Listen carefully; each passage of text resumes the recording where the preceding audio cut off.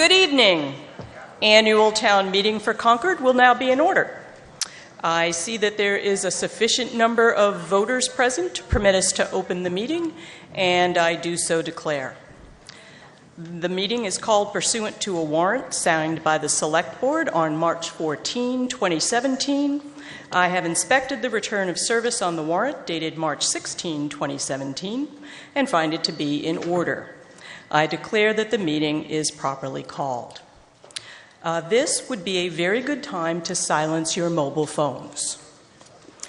We're very grateful to Principal Mastrullo, the Regional School Committee, and the faculty, students, and staff of the high school for accommodating us here this evening, for bearing with the disruption that we cause, and also for working with Assistant Town Manager Kate Hodges to arrange for the high school cafeteria staff to serve up coffee, drinks, and snack items in the cafeteria.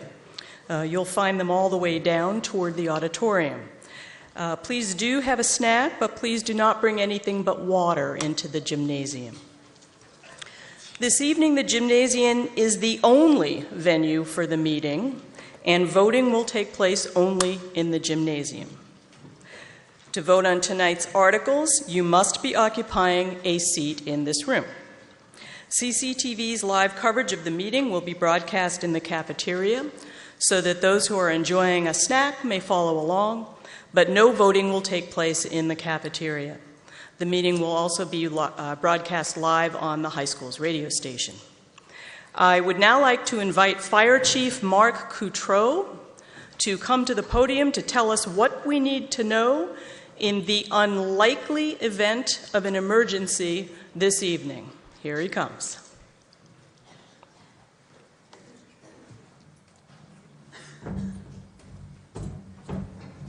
Sorry, I was a little surprised there.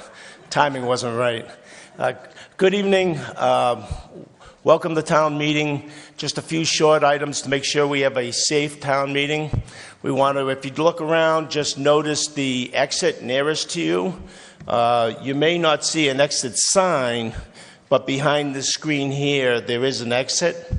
And what we'll want to do if the fire alarm goes off, or if there's you're otherwise instructed to do so, you'll want to just exit the building via the nearest exit sign.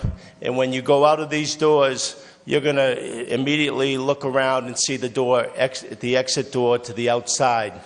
If you have anybody I got a cold, so I'm sorry. If you have anybody in the daycare, well, they've got the same instructions. So those folks will be taking the children outside, and you can rendezvous with them outside, out by the parking lot. And the last thing, obviously, we've got a new arrangement here with the seats, so we don't want to move any of the seats into the aisleways or borrow seats from other areas to place, and so that you can be with your friends or family, because that'll cause an egress issue. And especially over at the tables, if we can keep the seats from going out into the aisle space, that would really help us a lot. Thanks, and have a great night. Thank you, Chief, for that safety briefing and for all that you do. I would also like to thank Chief O'Connor and the officers of the Concord Police Department who are here to protect and serve us tonight, as they are every day. Mr. Lawson nominates Ms. Margaret Briggs of 253 Elm Street to serve as the Deputy Moderator, who will carry out the duties of the Moderator if she is unable to serve. Is there a second? I see that there is. All in favor? All opposed? The meeting has elected Ms. Briggs as Deputy Moderator, and I do so declare. Thank you, Ms. Briggs. There are a variety of materials pertaining to tonight's meeting available on the tables in the cafeteria. All of those materials are also available at www.concordma.gov under the Town Meeting tab. Wi-Fi is available here in the gymnasium and in the cafeteria to provide you with internet access. The name of the network is on the screen.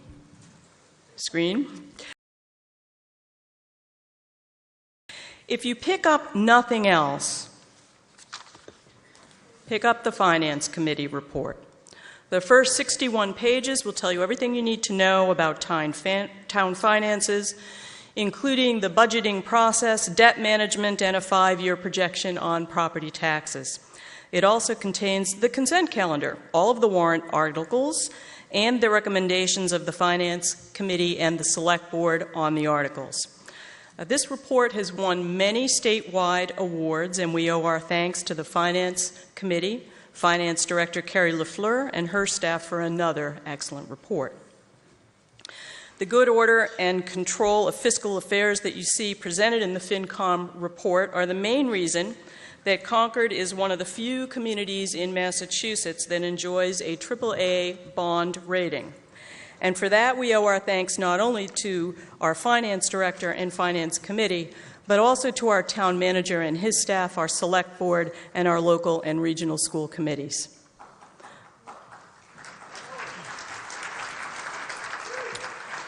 The green booklet entitled Concord Town Meeting Traditions and Procedures is a useful guide to our proceedings, and I invite you to pick up a copy. If you do have any questions about town meeting procedure, you should feel free to talk with the town meeting procedure resource person, Johanna Glazer of 446 Hayward Mill Road. She's available for consultation on process issues and assistance in drafting and presenting motions and amendments. Ms. Glazer is seated in the front row, and I'm going to ask her to stand and wave so that everyone can see where she is. Thank you, Ms. Glazer. If you are a registered voter in Concord, you should have checked in and received a voting slip that looks like this. I would recommend that you put your name on it. You will want to keep your voting slip handy so that you're able to raise it for votes by a show of hands and in a standing counted vote should we need to take one. Your voting slip is what identifies you as a person entitled to vote.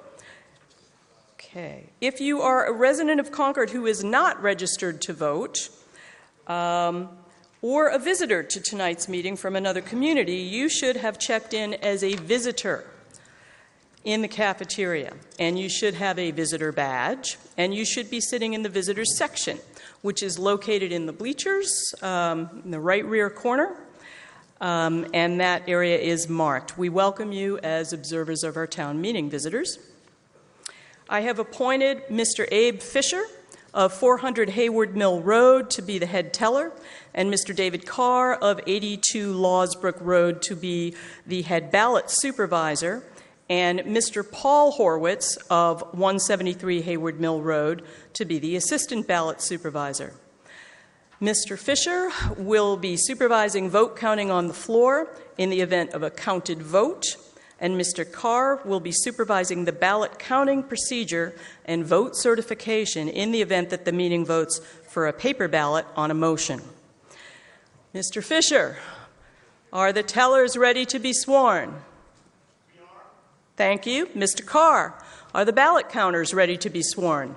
Yes, we are. Tellers and ballot counters, would you please stand and raise your right hands? Does each of you swear that you will faithfully and impartially perform your respective duties at this town meeting?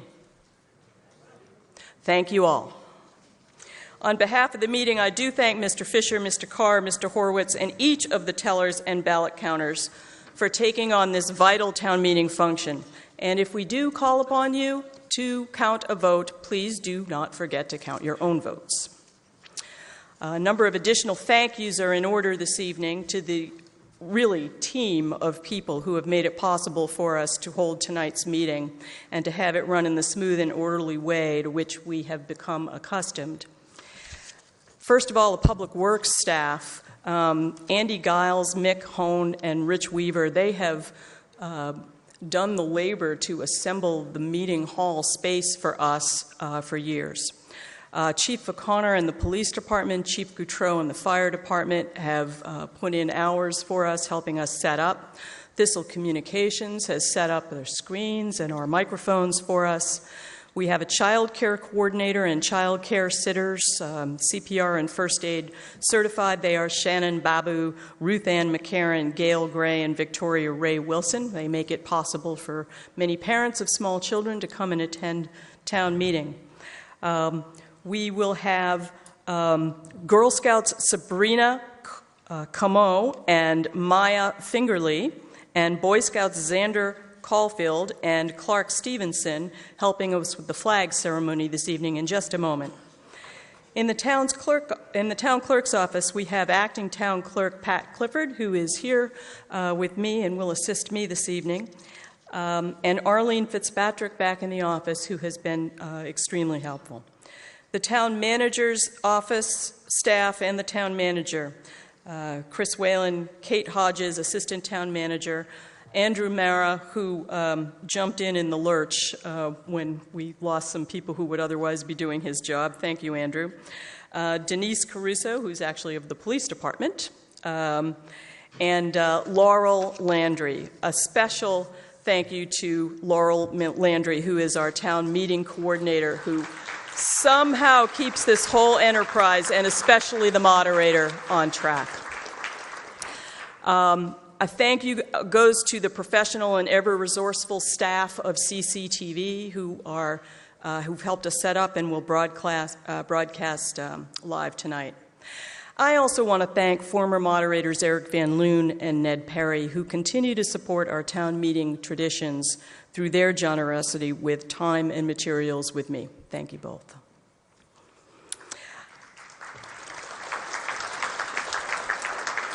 I now call on Junior Girl Scouts Sabrina Camo and Maya Fingerly and Boy Scouts Xander Caulfield and Clark Stevenson to bring the flags forward.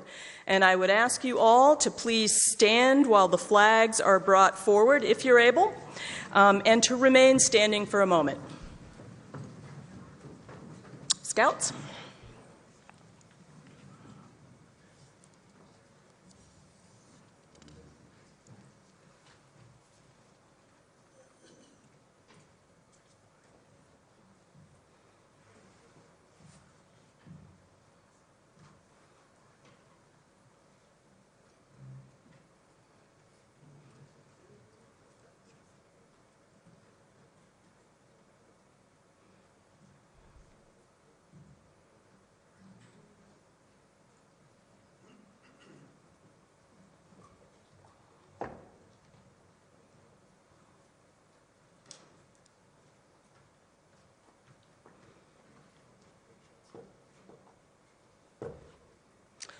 Well done, Scouts. Thank you very much. Before we begin the business of this annual town meeting, as has long been our custom, let us hold a moment of silence. We come together this evening for town meeting to serve as Concord's legislature. In considering and voting upon the articles before us, we may and should ask probing questions, offer our views on the merits of proposals, and debate competing views. As we do so, we should be mindful that we also come together this evening as a community. A community, in the words of President Lyndon Johnson, is a place where every member has a right to belong. It should be a place where every person feels safe.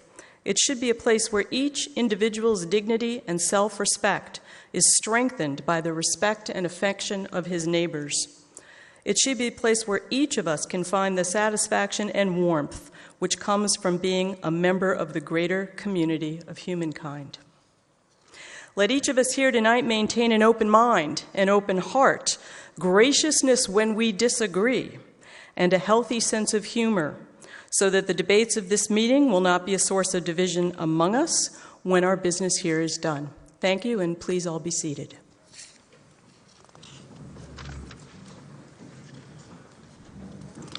The minutes of the meeting will be kept by the acting town clerk, Pat Clifford, who, as I mentioned, is sitting here on my right.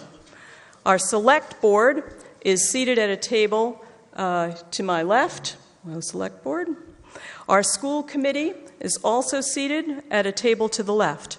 Our finance committee is seated at several tables to the right.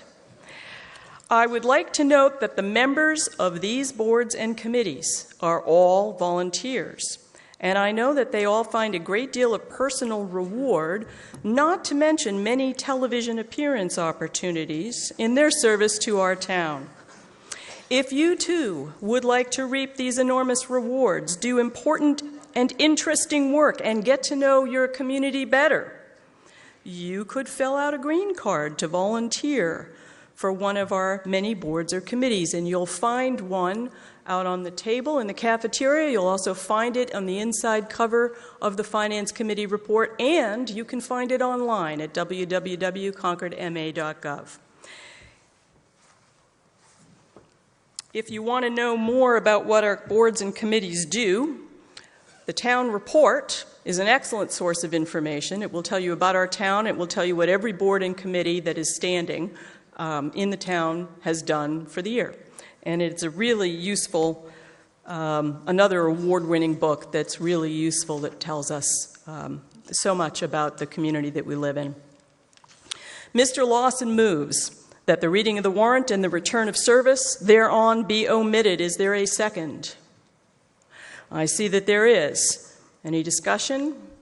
I see that there is not. All in favor say aye. Aye. Any opposed say nay. There being none opposed, the motion carries, and I declare that that is a vote. It is the goal and the hope of the moderator to conclude 2017 annual town meeting and the special town meeting called within it by the end of Wednesday night. The meeting will take up the special town meeting warrant on Tuesday night at 7:30 p.m., followed by Article 51 of the annual town meeting warrant, which has been designated as a high-interest article. We have 58 articles on the annual town meeting warrant and 3 articles on the special town meeting warrant. No motion is expected on 6 of the annual town meeting articles. That's Articles 14, 25, 28, 34, 50, and 52. I'll remind you when we get there. And 23 articles are on the consent calendar. That leaves us with 29 annual town meeting articles and 3 special town meeting articles to address. We now proceed with the annual town meeting warrant articles. And if you have not already silenced your mobile phones, please do so now.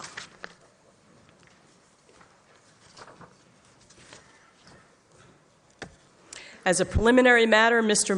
Lawson moves to take up no new business after 10 p.m., and that when we adjourn and reconvene at 7 p.m.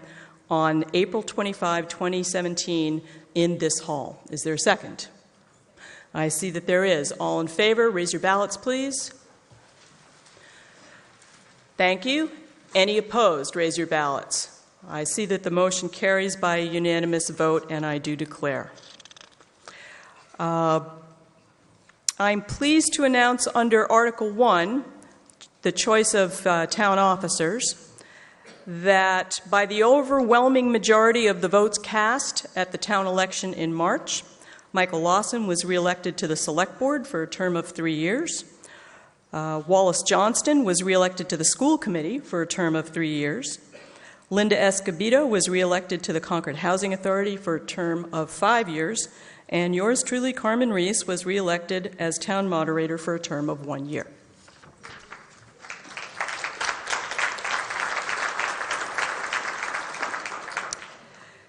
Mr. Lawson moves that Article 1 be left open for such other action thereunder as may be necessary, and that the meeting take up Article 2. Is there a second? All in favor? Any against?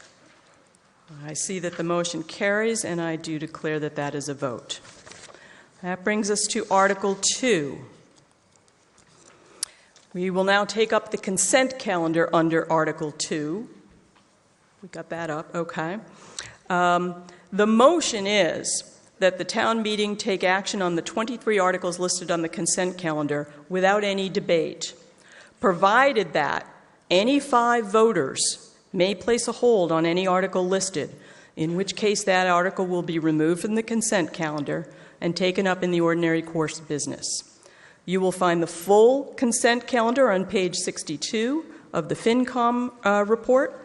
And is there also a handout out there? I did not see that. I think we don't have a report at page 62. And you can see the articles that are listed on the motion. Now, all of the articles on the consent calendar have been the subject of public hearings before either the Select Board, the Finance Committee, or the Planning Board. All have recommendations for affirmative action by their relevant town boards. They were selected for the consent calendar because they were routine, non-controversial, or have traditionally been placed on the consent calendar. We'll now place each article number and title on the screen, one at a time. If you wish to place a hold on any article, please state so while it's on the screen. And we will see if we have 5 voters who wish to remove that article from the consent calendar. Okay? All right, Article 3. Thank you. Article 3, meeting procedure. This is a routine motion that the Finance Committee has placed before the meeting for many years, and it has routinely been on the consent calendar. Article 4. This is the ratification of Personnel Board classification actions. It, too, is routine and has regularly been on the consent calendar. Article 5 is the classification and compensation plan for regular status positions. This also is a routine matter that is typically on the consent calendar. Article 6 is a personnel bylaw amendment. This year, the personnel bylaw amendment is providing for the handling of employee personnel leave by policy instead of bylaw in order to facilitate more efficient management by the town manager. Article 8 is municipal building renovations. These renovations were part of the town manager's 5-year capital plan, and they include municipal office renovations, ADA compliance issues, and green initiatives. Article 9 is the public safety communications equipment. This, too, is part of the town manager's 5-year capital plan, and it involves funding for replacement of police department communication equipment. Article 10 is fire engine number 8 replacement. This is the fire engine that got burned. And in any event, its replacement, it's a 1998 pumper, and its replacement was in the town manager's 5-year capital plan and scheduled for replacement this year. Article 11 is ambulance number 1 replacement. This, too, was part of the town manager's 5-year plan, and it provides funding for replacement of an ambulance that has corrosion and suspension problems. Article 22 is PEG access and cable related fund. This is part of a 3-year payment under a 10-year agreement that was approved at 2015 annual town meeting. Article 27 is comprehensive municipal facility needs study. This was heard at hearing, was non-controversial. It will provide funding for evaluation of existing town facilities to facilitate planning for future needs. Article 31 is the Bruce Freeman Rail Trail grant of easement to the MBTA. This is a companion transaction that swaps land to replace parking spaces that were eliminated by an earlier easement granted to the town by the MBTA to replace parking. It's near the West Concord Depot. Article 32 is accepting easements from the Brookside Square development. This completes commitments that were previously made to the planning board by the developer of Brookside Square. Article 33 is grant of an easement to W.R. Grace. This easement will allow W.R. Grace access to their former property at 214 Y Main Street. in order to do the work that they are required to do under their environmental obligations to U.S. EPA and Mass DEP. Article 35 amendment, providing for site plan review for religious uses, educational uses, and child care facilities. This is a housekeeping item to correct an administrative error that was made in an article that we approved last year at 2016 annual town meeting. Article 37 is a zoning bylaw amendment. This is conforming single and two-family residential structures, and what it does is remove inconsistencies in measurement methodologies from the zoning bylaw. Article 38 is a zoning bylaw regarding residential uses. This, again, is a housekeeping item that corrects an administrative error regarding an article that was approved at 2016 annual town meeting.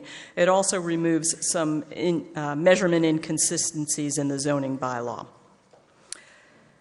Article 44 is the Regional Housing Services Revolving Fund expenditure. This Concord is currently having a turn as the lead community for this 7-town consortium that is funding its housing services for affordable housing out of this revolving fund. Article 45 is the Road Repair Revolving Fund expenditures. This one is routine and non-controversial, and it comes up every year on the consent calendar. Article 47 is the 2017 Roads and Parking Lots Program. This, too, has routinely been on the consent calendar, and it is part of the town manager's 5-year capital plan. It's been voted unanimously annually for multiple years. Article 53 is the light plant expenditures and light plant payment in lieu of taxes. This, too, is routine and non-controversial, and it has been voted in many previous years on the consent calendar. 54, Article 54 is the Solid Waste Disposal Fund expenditures. And this one also is an enterprise fund. The last 9 or 10 years, this has been on the consent calendar. Article 55 is the Sewer System expenditures. This one also is an enterprise fund that for the last 9 or 10 years has been on the consent calendar. And finally, Article 56 is the Sewer Improvement Fund expenditures. This also has been routine and non-controversial. It's an enterprise fund, and the last 9 or so years it has been voted on the consent calendar. Okay. I have heard no holds on the consent calendar, and I believe that we are therefore now I'm sorry, is there a hold? Yes, would you come to a microphone, please?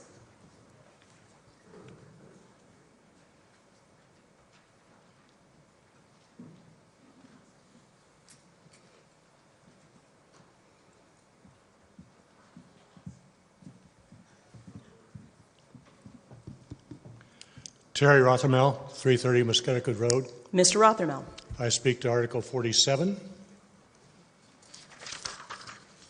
Some of my memories of discussion at town meeting about Concord's roads sometimes are classic. So, Mr. Rothermel, let me stop you and ask you, would you like to remove this from the consent calendar? That's the purpose of my speaking, yes. All right, okay. What we're going to do then, Mr. Rothermel, is find out if we have 4 more citizens who would also like to remove this from the consent calendar, and if we do, we will take up discussion of that article in the ordinary course of the articles. That's before they hear my reasons for saying so? All right, go ahead. As I was saying, the discussions in the past town meetings about roads have often been an important feedback for the town. It's often led to complaints about you-know-what, potholes and other things in town. And I think we should give the citizens a chance to talk about that issue. Okay. Thank you, Mr. Rothermel. Are there 4 additional citizens who would like to remove it? And I see that there are. So Article 47 is removed from the consent calendar. Are there any other holds? I see none. We are now ready, I think, to vote the, Andrew, could you put the original motion slide back up on the screen, please?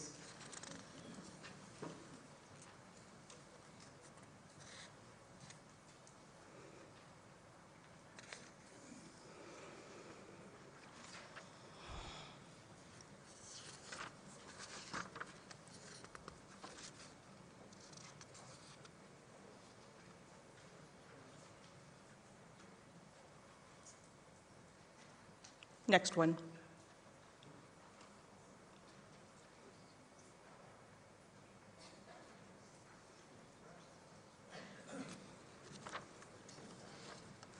Okay, we're having a little trouble getting that motion up on the screen, so I'm going to read for you the articles that we are moving on the consent calendar. Now, let me note that we require a 2/3 vote on the consent calendar because we have a number of items on this that, if they were taken up in the ordinary course, would require a 2/3 vote.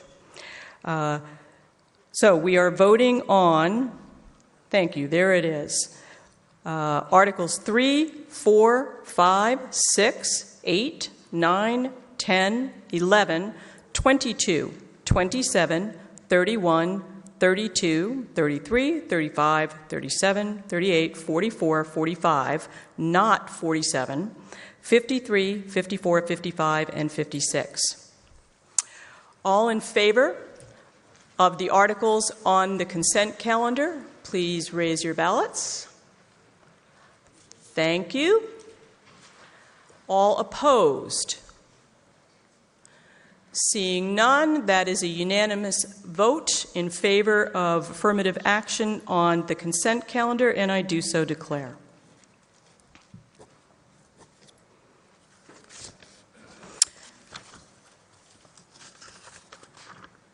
Since the meeting has now acted on Articles 3, 4, 5, and 6, we will proceed to Article 7, and I will invite Mr. Whalen to the podium.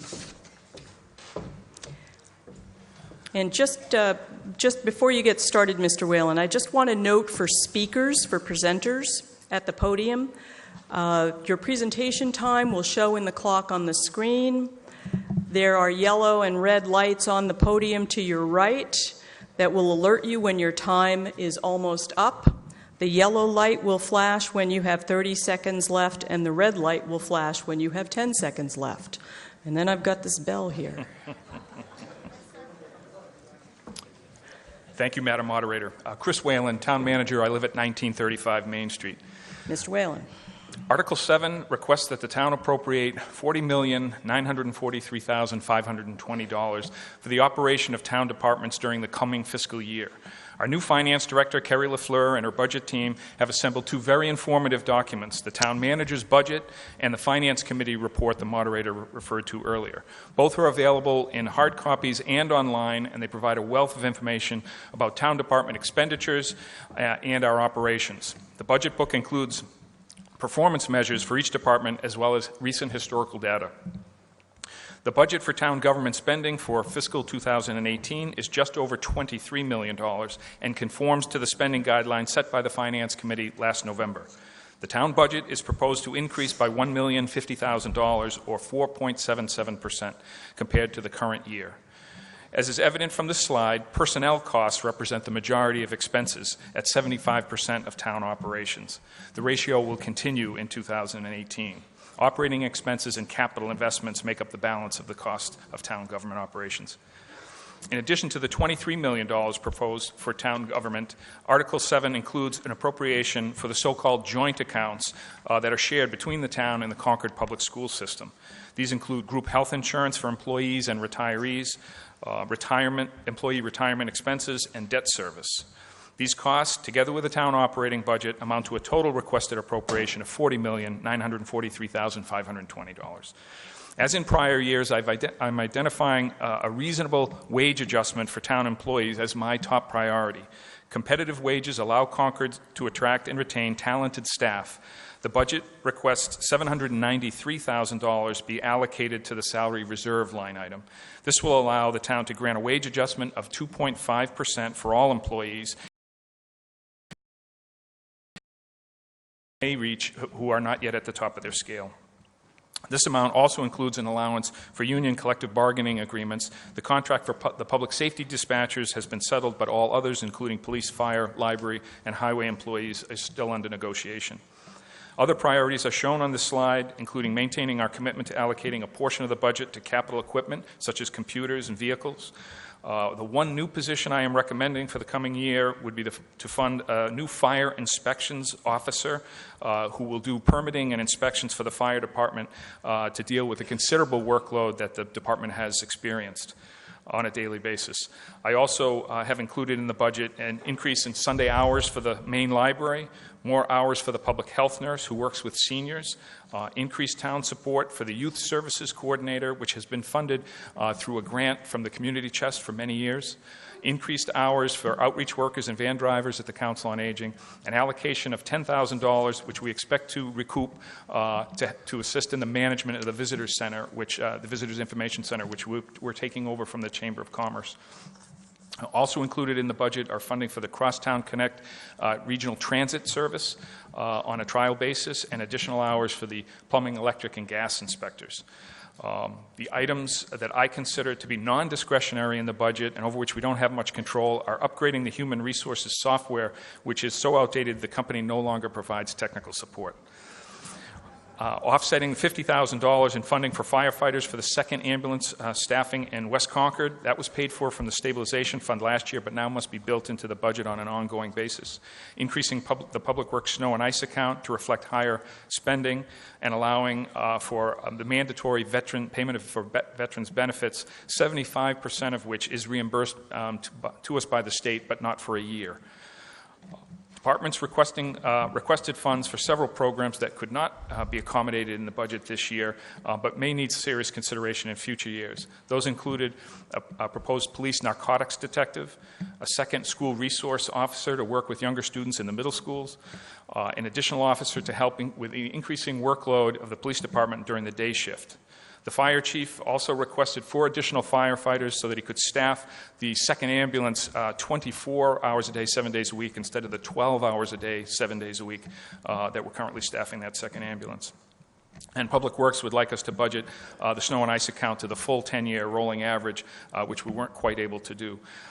We're not meeting our goal in allocating funds for facilities maintenance and resource sustainability at quite the level that we should be. So those are a few of the things that we weren't able to accommodate in the budget. This slide shows the amount of funding the budget provides for pay-as-you-go capital equipment, spending for such things as police cruisers, computers, public works vehicles, amounts to about 2% of total spending in the operating budget.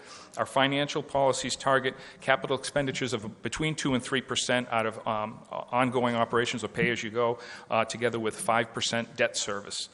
And this slide shows the list of articles, some of which you just approved on the consent calendar, that represent the 5-year capital spending plan, which would be 5% of the operating budget allocated to paying debt service. This continues our long-standing practice of funding capital improvements at about 5% of the operating budget. And I request your favorable action on the town government budget. Thank you, Mr. Whalen. I want to ask for second for Mr. Whalen's motion. I see that there is one. Thank you. And I want to note that the Finance Committee and the Select Board both recommend affirmative action on Article 7. We'll now invite questions and comments from the floor. There are 7 microphones available. You'll see there are microphones 1, 2, and 3 at the front of the room. 4, 5, and 6 are at the rear. Microphone 7 is over there, and it is at an accessible height. We do not have any pro or con microphones this evening, so go to any microphone you choose. Each speaker will have 2 minutes. The clock on the screen will track your time. And you'll be pleased to know that we still have the bell. Let me remind you that this is a meeting to conduct the legislative business of the town. There's no place in it for clapping, cheering, booing, or other demonstrations from the audience. And while we do expect discussion to be rigorous on the issues, we expect it to be gentle on the individuals. Please state your name and address when you are recognized and direct your remarks to the moderator. And you will win the gratitude and affection of the meeting if you keep your comments focused and concise. I don't see anyone at a microphone.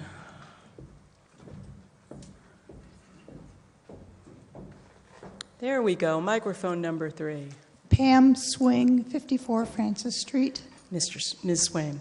I just wanted to say that I'm really delighted to hear that the Sunday hours at the library are being increased. I think that's a great thing to do. And in general, it looked like a good budget to me.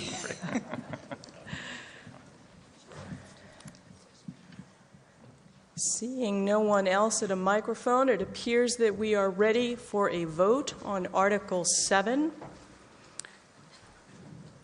All in favor of Article 7, please raise your ballots. Thank you very much. Any opposed? That is a unanimous vote in favor of Article 7, and I do so declare. We have addressed Articles 8, 9, 10, and 11 on the consent calendar, and we will next proceed to Article 12. This is the bylaw regarding leasing of town land by the Select Board and the Town Manager. Is there a second for the motion? I see that there is. And I would like to report that both the FinCom and the Select Board recommend affirmative action on Article 12. Thank you, Mr. Moderator. Madam Moderator. Article 12. It's okay, old habits die hard. Article 12 requests that the town vote to create a new bylaw that would authorize the town manager, with the approval of the Select Board, to lease town land for a period of up to 10 years.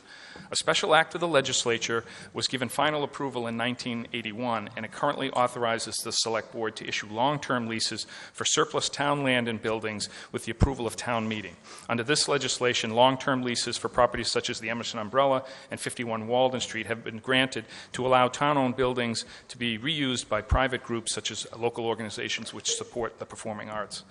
Under this statute, town meeting has voted to authorize long-term leases for such matters as wireless facilities on Nurse-Nack Hill and at the wastewater treatment plant, the leasing of town land on Monument Street for the relocation of the Caesar Robbins House, and the leasing of land at the closed landfill on Walden Street and the former W.R. Grace property for solar power generation. This is important when parties are looking for in making a significant financial commitment. They're looking for a long-term commitment from the town. This new bylaw would be a general bylaw and would apply to land only, not buildings. The bylaw would allow the town manager, subject to formal approval by the Select Board, to lease town land. The duration of such land leases could be anywhere from 1 to 10 years. The formal review by the Select Board ensures that the decision would be made openly and publicly.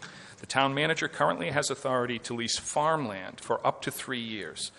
Some farmers would prefer to have a longer-term lease in order to justify the investment in soil improvement and planting crops that take a longer time to mature and other investment in the land.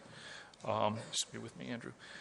There are also a few non-farm properties not needed for municipal use, such as a small portion of town land shown on this slide, which is located adjacent to the Rite Aid building between Lowell Road and Keyes Road, which has been leased to the property owner since the mid-1970s to accommodate 2 parking spaces. On the next slide is a 3-foot by 3-foot area of town land just behind the jeweler's building on Main Street, used on a year-to-year basis to allow the jeweler to store a small propane tank outside the store in conformance with the fire department requirements.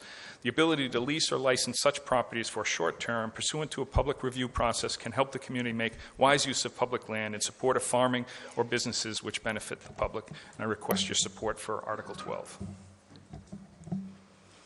Thank you, Mr. Whalen.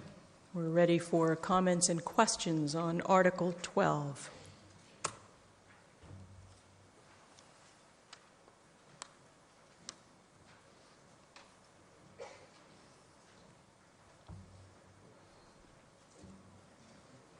Microphone number 2. David Stevens, 104 Phillip Farm Road. Just Mr. a simple Stevens. question. I noticed that the article is limited simply to land itself. If the lessee or the lessor decides to build upon that land, is that prohibited? Interesting question. Town It's council? an essential one because once you... Fair question. Fair question. Mina We'll invite Macarios. town council to the microphone, please. Mina Macarios, Town Council, from Anderson and Krieger Town Council. The answer to that is what's actually being leased would be municipal land. The building on it would be a term of the lease, whether that is now an improvement on the land by the tenant. The reason to distinguish land versus buildings is that there's already statutory authority under general law for municipal buildings that is longer than 10 years.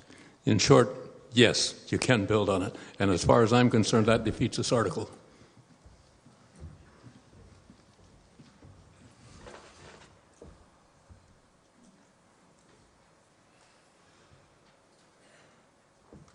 Seeing no further questions, it appears that we're ready for a vote on Article 12. All those in favor of Article 12, please raise your ballots. Thank you. All those opposed, please raise your ballots. I declare that the motion carries by an overwhelming majority. We are now ready to take up Article 13. I believe Ms. Heather Bout will be joining us from the school committee. And I think Ms. Bout has an introduction that she would like to make before she begins her article. Yes. Thank you, Madam Moderator. I'm Heather Bout, 33 Alden Road. Before I begin, I would like to take a quick moment to introduce a guest who is joining us here tonight. Lori Hunter, who is our next superintendent of the schools, is here with us tonight.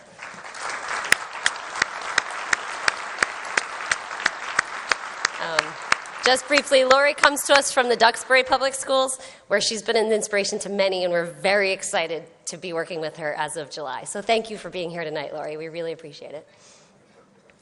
And on to actual business. So good evening to everyone here. Thank you again, Madam Moderator, and to all of you for the opportunity to present our proposed budget for the Concord Public Schools. I should start by pointing out that what you see before you is a revision from the article as it appeared in the warrant. In fact, I get to start off with good news. The Concord School Committee recently revised our proposed budget down to meet the Finance Committee guideline. For fiscal year 2018, the school committee has adopted a budget of $36,810,111. This comprises the entire budget for the Concord Public Schools, consisting of our integrated preschool, our 3 elementary schools, and the Concord Middle School. This year's $36.8 million request represents a 3.22% increase over fiscal year 2017, an increase of $1.15 million. The most exciting news is that this budget includes funding for a long-awaited world language program at the elementary school level, as well as a Latin elective for the middle school. More on these shortly, but first. By way of background, our budgets are developed to support our mission and to provide resources for programs that reflect our core values of academic excellence, a caring and empathic community, professional collaboration, educational equity, and continuous improvement. In our budgeting process, we focus first and foremost on students and their learning. We also recognize that our costs are significant within the town's fiscal climate, and we strive for sustainability in our programs and services. We offset contracted and mandated increases by vigilantly managing all other costs. We also regularly monitor predictive trends, which currently forecast a stable enrollment environment. With careful planning, we've been able to match the Finance Committee guideline in 11 of our last 12 budget cycles and have not made an operational override request in 11 years. Of course, the big question in any budget, what are the drivers? As is typical in schools, growth is driven primarily by employee costs.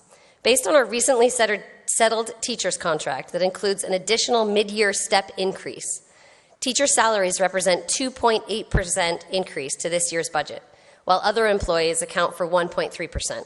totaling an overall employee cost increase of 4.1%. A secondary growth driver is the Foreign Language Initiative, which accounts for a 0.6% increase. After many years of level service budgets, we are very excited to include this addition. At a 0.2%, 4.87%. This is offset by a 1.65% decrease in operations and contingency for a net increase of 3.22%. To illustrate the cost breakout just referenced, here you'll see that 82.5% of our yearly costs are staffing. That's 53.5% being teachers and 29% other employees, while 17.5% of the total are non-salary expenditures.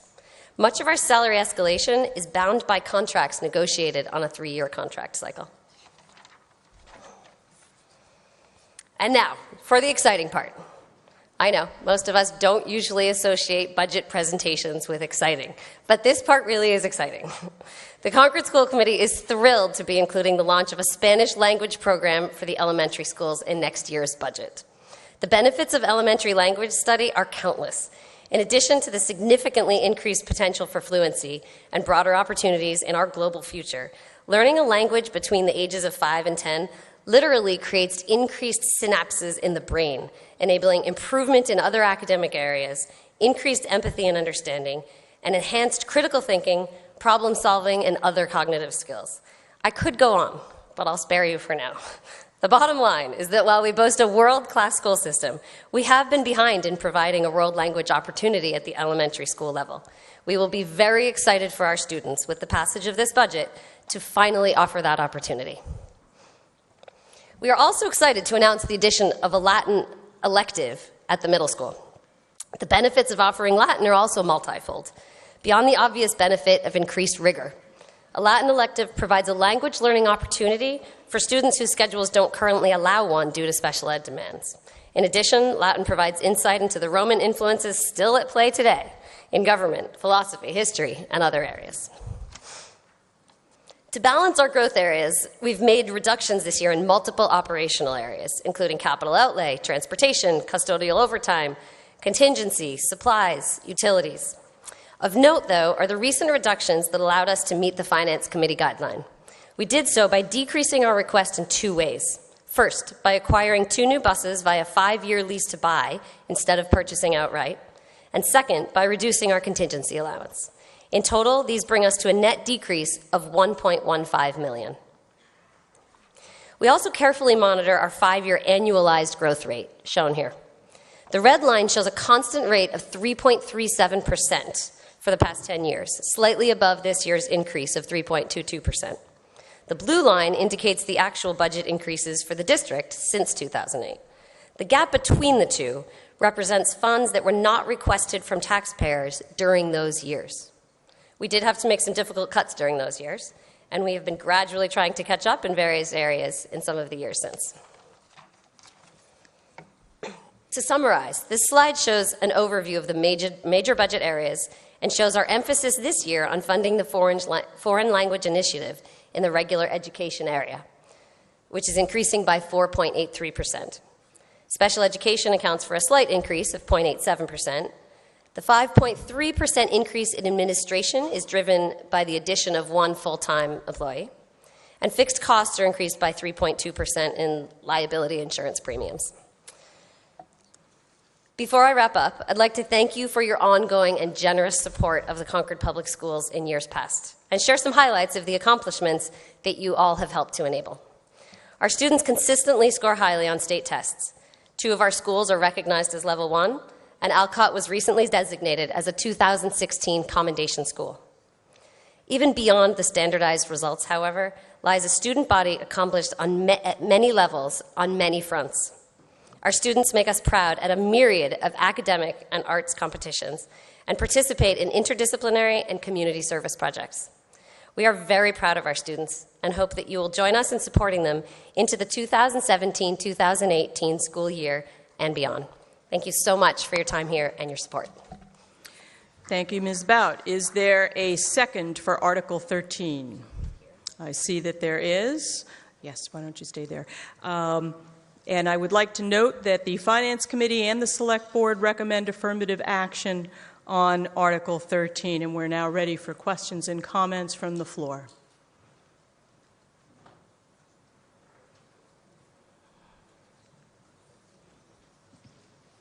I'm not trying to be conspicuous. My name is David Stevens, 104 Phillip Farm Road. I have a question regarding Mr. Stevens, proceed. Thank you. I have a question regarding this budget. It contains an administrative cost section. Are there funds in that section allotted for tapping by the school administration for payment of unused vacation time? Actually, that's something we've been looking into very closely. I'm actually going to invite Wally Johnston up here to talk about that because he's been the one working most closely with it.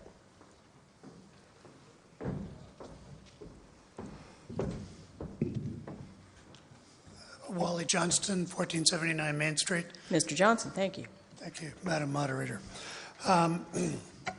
The answer is there is an estimated amount for vacation buyback. We have some retirements this year, and we have not been presented yet with any requests for vacation buyback for continuing employees.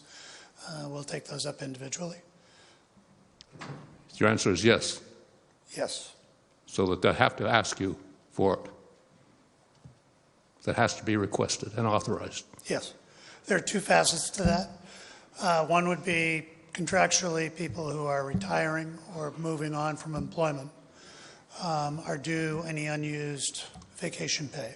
You're talking about down termination, or you're talking about material. Mr. Stevens, that's I'd like to before it's remind terminated? you that you should I just want address your clarification. questions to the moderator. Thank you. Yes, the question to Mr. Moderator is whether or not that applies to people who are not terminating their employment.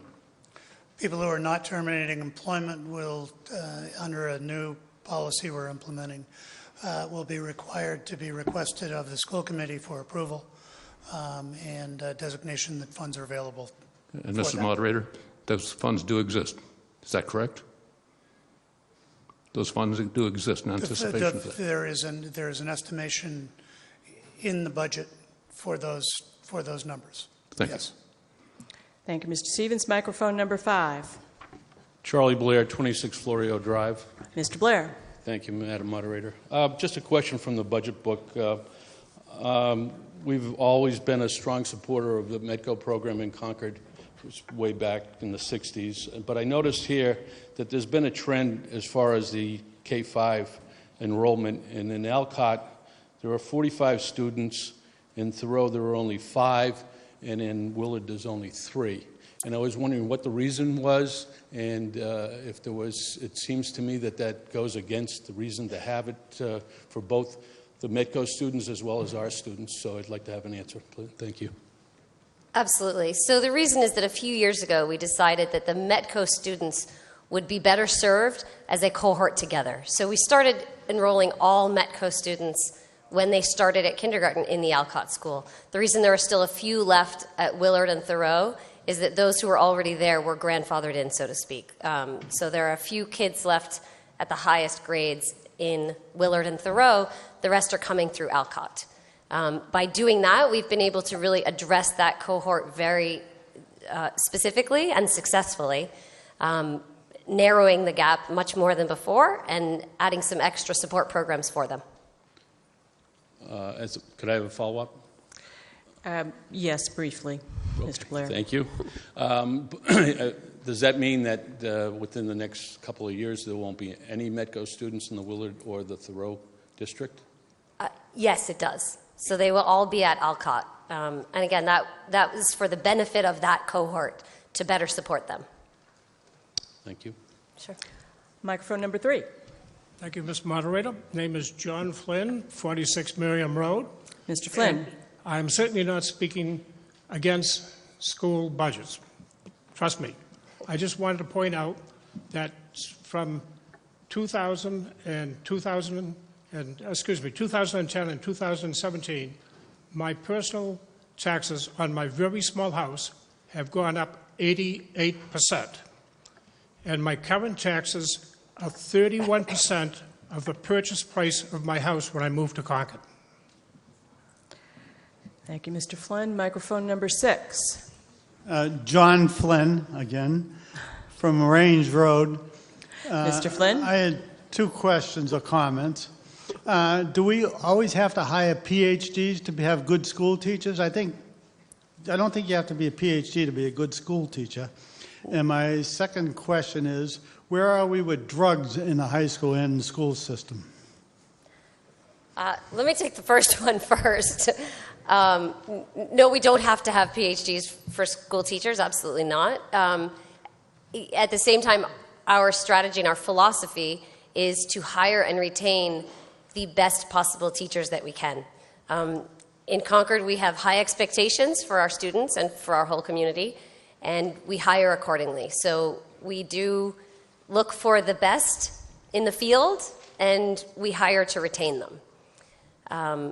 In terms of where are we, is there something specific, some specific answer you're looking for in relation to drugs in the high school? I'm not exactly sure. Mr. Flynn, I would ask you if there is something relevant about a drug problem to the budget, you could let us know what that is. Well, do we have anything in the budget to have some kind of enforcement or investigations of drugs at the high school? We all know there are drugs in the high school. You can buy any drug you want in this high school, whether anybody else knows it here or not.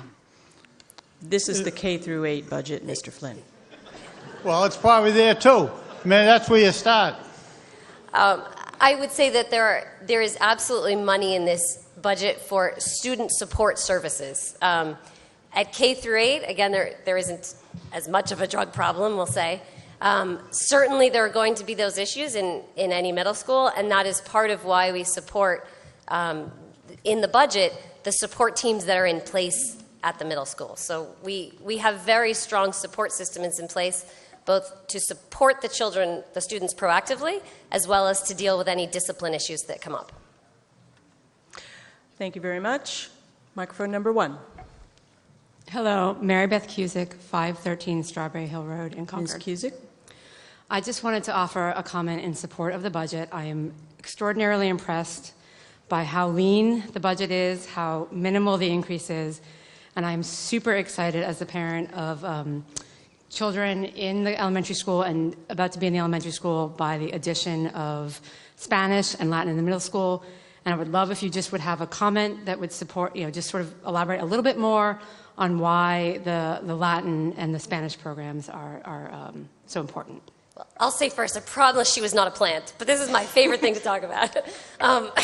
In terms of language, I could speak for a long time on the importances of language at the elementary school level. It really is true that if you're going to teach someone a language, that is the time to do it. I will say personally, I've been involved with this initiative for longer than I've been on the school committee. There was a committee of teachers and administrators who started looking into it. It's probably 4 years ago now. And the research out there is overwhelming in terms of the advantages to students and children of learning a language early on. It's the time when they just soak it in, and it really does create, in addition to fluency potential, it creates amazing repercussions in other areas. There have been research studies that show districts that actually took time and minutes away from other academic areas to add a foreign language, and the results in the other academic areas improved also.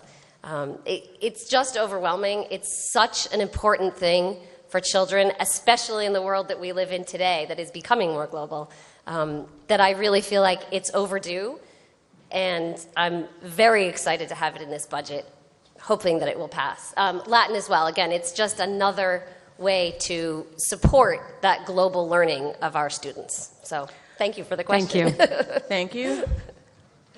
Microphone number 1. My name is Tim Rose, 97 Bartlett Hill Road. Mr. Rose. I don't know if this is a budget question or not. It depends on what the answer is. But I'll do my best then. as someone who is concerned about the STEM education in general, I would like to know why it is that the grade 8 math level is so low compared to the other 3 exams. We have a 90 and a 96 and a 90 and then a 76 grade 8 math. So I think there are 2 parts to answer this question. One is the actual math results. At the middle school, there have been a couple of areas where the results were less than we expected, and there has been a team working on that in a very devoted way, making good progress so far. So I think you should expect to see those results start to improve in the next year or two. There's a team very focused on it right now, and it is of utmost importance. Front that you will hear a little more soon when we get to our next article, which is the capital expenditures. There's some exciting stuff going on there that we hope to put capital money into. But the quick version is that there is actually a K-12 STEAM committee that has been working for over the past year to integrate STEAM. And for anybody who doesn't know, STEAM is like STEM, science, technology, engineering, math, with the arts added in there. To integrate STEAM concepts into our curriculum throughout. So it's something that we're all very focused on and will continue to be. Thank you. Sure. Thank you very much. Seeing no one else at a microphone, it appears that we are ready for a vote on Article 13. All those in favor of Article 13, please raise your ballots. Thank you. All those opposed, please raise your ballots. Article 13 passes by a near unanimous vote, and I do so declare.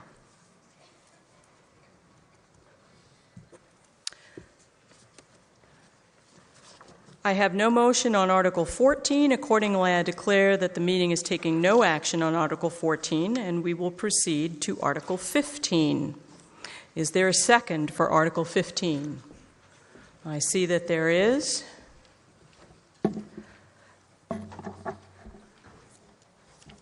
Robert Grom, Mildred Circle, a member of the school committees. Mr. Grom. Thank you, Madam Moderator. Good evening, and this motion is for Article 15. Next slide.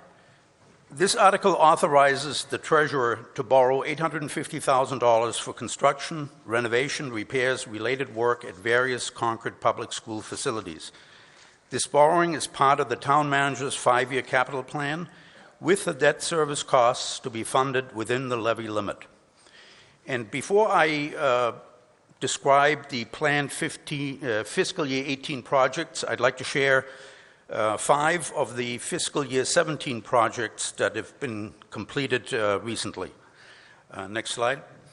At Sanborn, we installed 2 modular classrooms in the early fall of 2016. They've now been in use since last October. We also funded the middle school facilities study in fiscal year 17. Next slide. We did a fairly significant asbestos removal at the Ripley Copy Center. We removed asbestos flooring and replaced it with new epoxy-based flooring. Next, please. We also replaced the storage ejector system at the Sanborn School. We believe this was original equipment installed in 1964. The project was completed in August. Next, please. At Ripley, disintegrating asphalt was replaced with space for a new sandbox area. Next, please. We also had to replace one of 2 hot water heaters at the Willard School. We selected a replacement with a stainless steel tank and a 15-year warranty. The next slides will outline some of the currently planned fiscal 18 projects. As you can see on the picture, we definitely need to replace significant portions of the front sidewalk at the Thoreau School. Next, please. We plan to address the field conditions at the Willard School. There are large areas of the grounds that do not sustain grass. The soils on the fields are overly compacted and need to be aerated, and then reseeded after an irrigation system has been installed. Next, please. STEAM, as you just heard, stands for Science, Technology, Engineering, Arts, and Mathematics, and it's all about the engineering design process.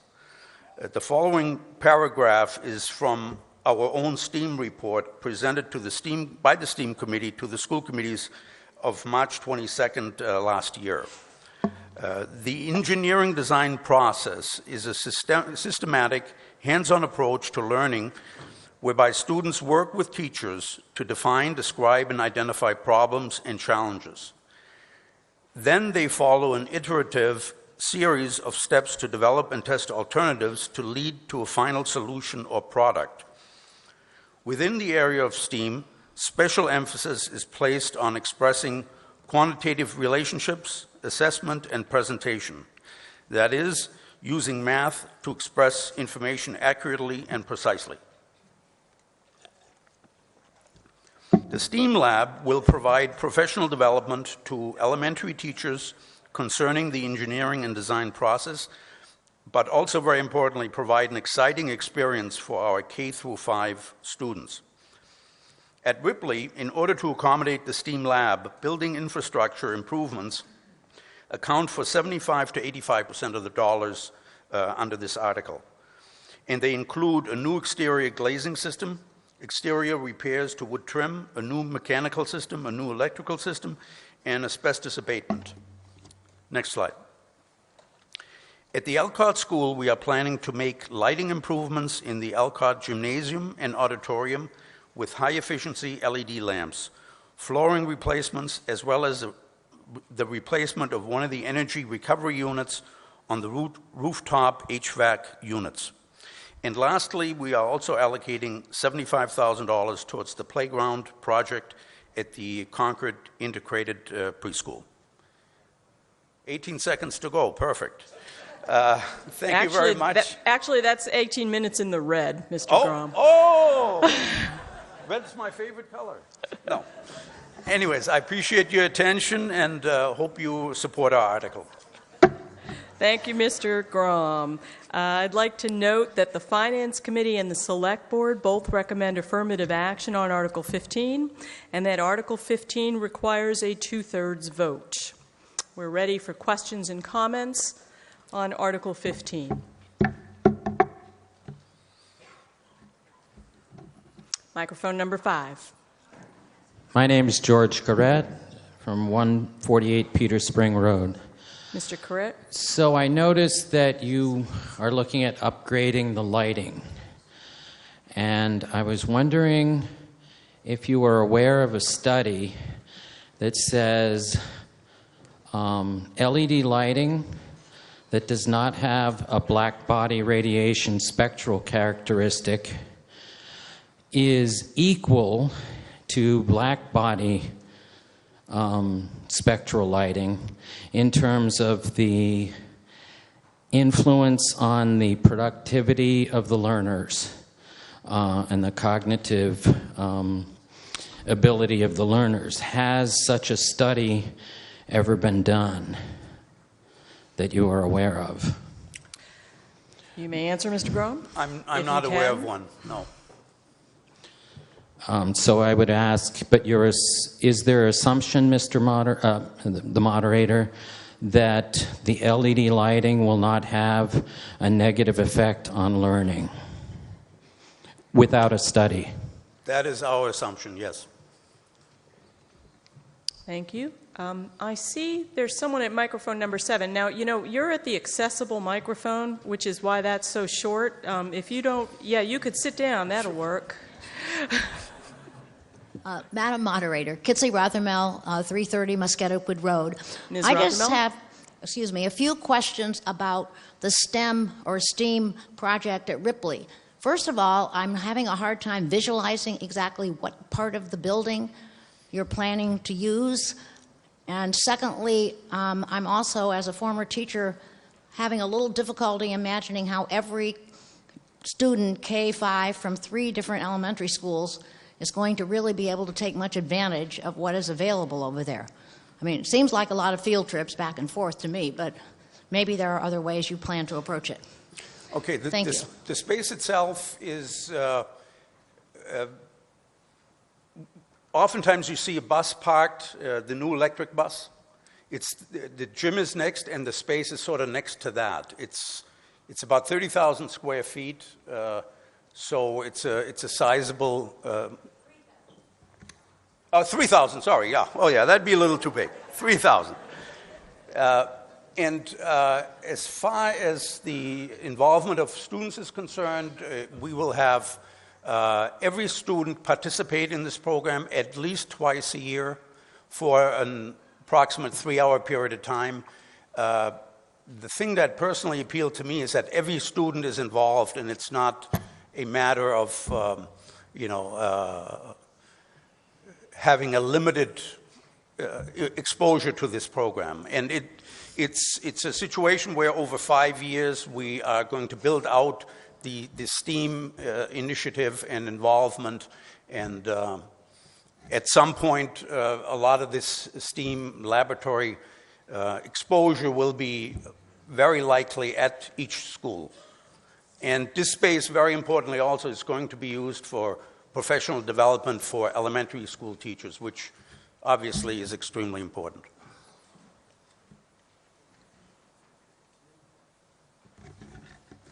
Seeing no further questions at any of the microphones, it appears that we are ready for a vote on Article 15. I'm sorry. I'm very sorry. Microphone number 2. Yeah, Janet Rothrock, 618 in Ersnack Hill Road. Ms. Rothrock? If you're planning on moving all the equipment into the elementary schools eventually anyway, why don't you just start there, put instead of renovating Ripley? And also, why is it that we're starting a project just a few weeks before we have a new superintendent coming on board? Why don't we let her decide how she wants to deal with this? Seems like we're saddling her with a project that maybe could be done differently. There was a STEAM committee that operated for well over a year, and which completed a report in 2016. That was prompted into existence by realizing that some of our math and technology and science results on tests were lower than what we'd like to see. So now we really feel this timing is very important, that this effort gets started to bring up those scores. Seems like a lot of money to put into something that you're just going to move to the schools anyway. And if the kids have to be on a bus repeatedly and only get 3 hours at a time, 3 hours is a long time for kids. I think more shorter visits would be helpful. So if you could do some kind of science on wheels at each school, move the equipment from school to school, something like that. What do you intend to do with Ripley after you're done renovating it and move it all out? The committee considered all those options. It was made up of K through 12 teachers, school administration officials, and this was the best step forward. Thank you, Ms. Rothrock. Is that someone approaching a microphone? Yes.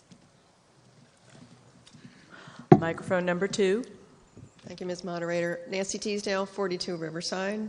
Ms. Teasdale? To continue with that questioning, if this is a 5-year strategic plan, do you have more information to present about where it's going over the next 5 years?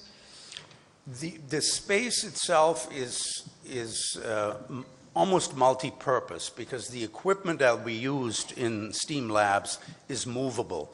So this space is not just potentially dedicated to STEAM lab, although for the next 3, 4, 5 years it is, but it can be used for multiple purposes. And the important thing about this article is that 75 to 85% of the cost will be infrastructure, as I mentioned in my presentation.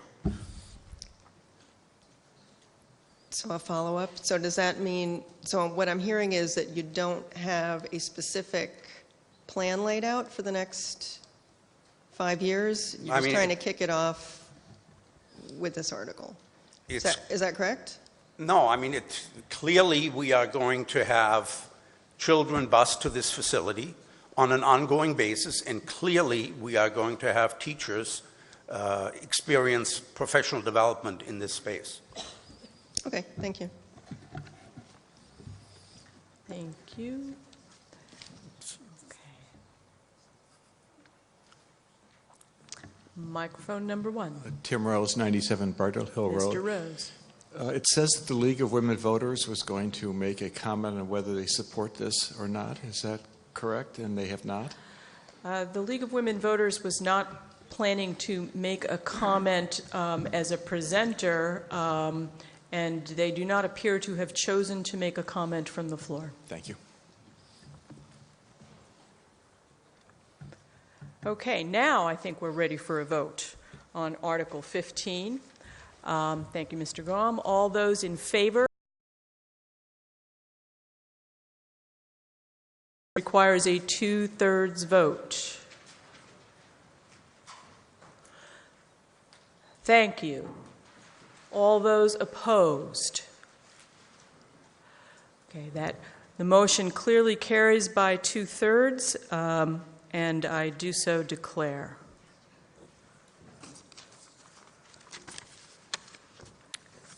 We will now move on to Article 16, the Concord-Carlisle Regional High School budget. Is there a second for the motion?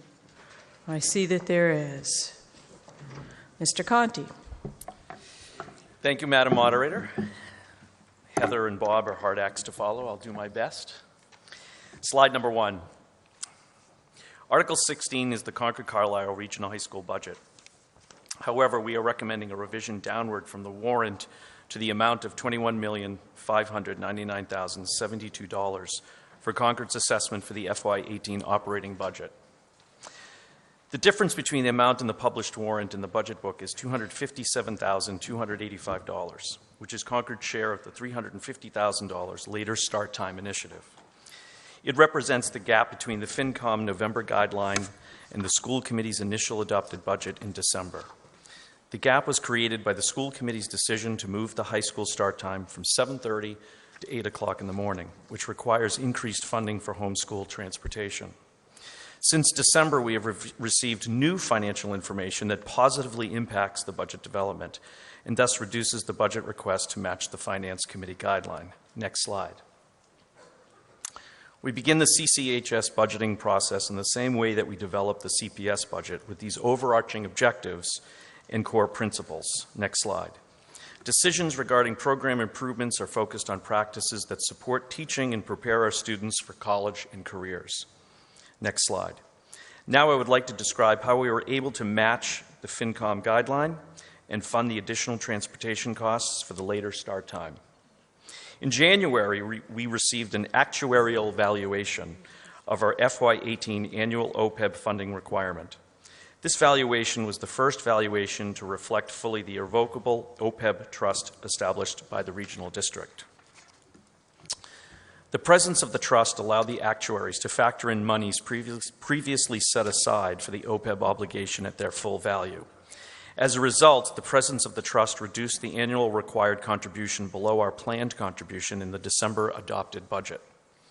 Secondly, we recommended that the planned lease purchase acquisition of the 5 additional buses needed to support a later start time also include the planned outright purchase of the 2 replacement buses in the FY18 budget. Lastly, the Regional School Committee voted in January to increase the in-district contributions.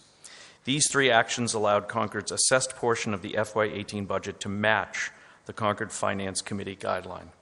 Next slide. The FY18 operating budget increase request is $28,042,499, a $1,434,118 or 5.39 increase above last year's operating budget. Our 5-year operating budget average is 3.48%, and there has not been an override request for the past 11 years. Next slide. This chart illustrates the 10-year budget growth rate of 3.75%, showing on the red line. In the past 5 years, our average increase is 3.48%, which is lower than the 10-year rate. Next slide. The 5.39% increase supports several program improvements, including the later start time for high school students, a 0.5 FTE for a coding elective, an increase in building maintenance to support the new building, and expanded student opportunities in the Global Literacy Program and Senior Internship Program. This budget request also fully meets the actuarially determined amount for the FY18 OPEB obligations and keeps our 5-year average increase in the target range. Next slide. Our fixed costs obligation requires a 4.4% increase. In the non-salary categories, we need to increase supplies and materials across all the curriculum areas, increase special education transportation, building maintenance, and the transportation increases include the addition of 5 buses and drivers and fuel for the later start time. The total increase is 7.3%, which we reduced by 1.9% by making the following reductions. Next slide. This slide shows the reductions in the FY18 budget. Of note, the energy efficiency of the new building reduces utility line items by $147,714. Next slide. Together, these reductions create a 1.9% offset to the 7.3% increases, which net the 5.39% increase, and matches the Finance Committee guideline. Next slide. This slide depicts the sources and uses of revenues for the regional school district. The total assessments are shared between Concord and Carlisle. The regional school district is contributing $800,499 of its reserves to lower assessments and create a match to the Finance Committee guideline. The state funds are projected at $2,843,952, and there are $162 of unused debt service. Salary requirements are projected at $18,673,177, non-salaries needs at $8,633,823, and OPEB is funding at the actuarially determined level of $735,499. The sources and uses of funds are equal. Next slide. This slide provides a look at our budget increases from FY14 through the current FY18 request. The average increase in this period is 3.48%. Next slide. Concord's assessment is 73.51% based on enrollment. Next slide. Thank you for your support for the Concord-Carlisle Regional High School budget. Thank you, Mr. Conti. I'd like to note that the Select Board and the Finance Committee have recommended affirmative action on Article 16, and I believe that we will hear from Ms. Miller? No, we will not. Okay. All right, so we've just announced those recommendations for affirmative action.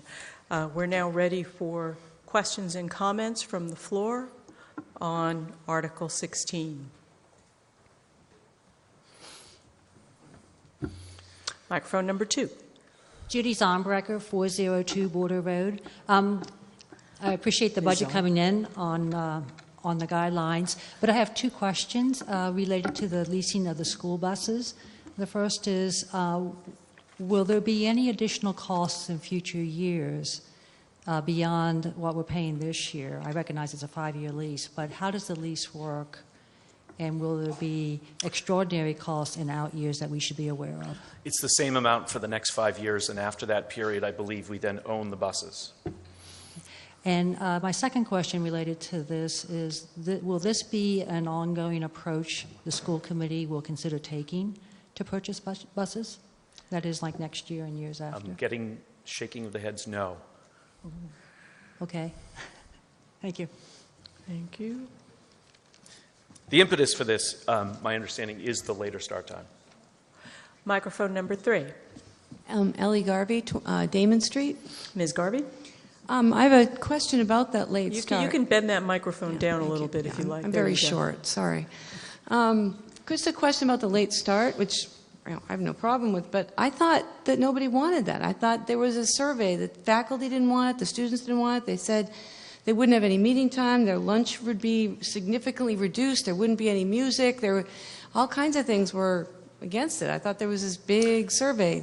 Yeah. So is this totally different? Yes.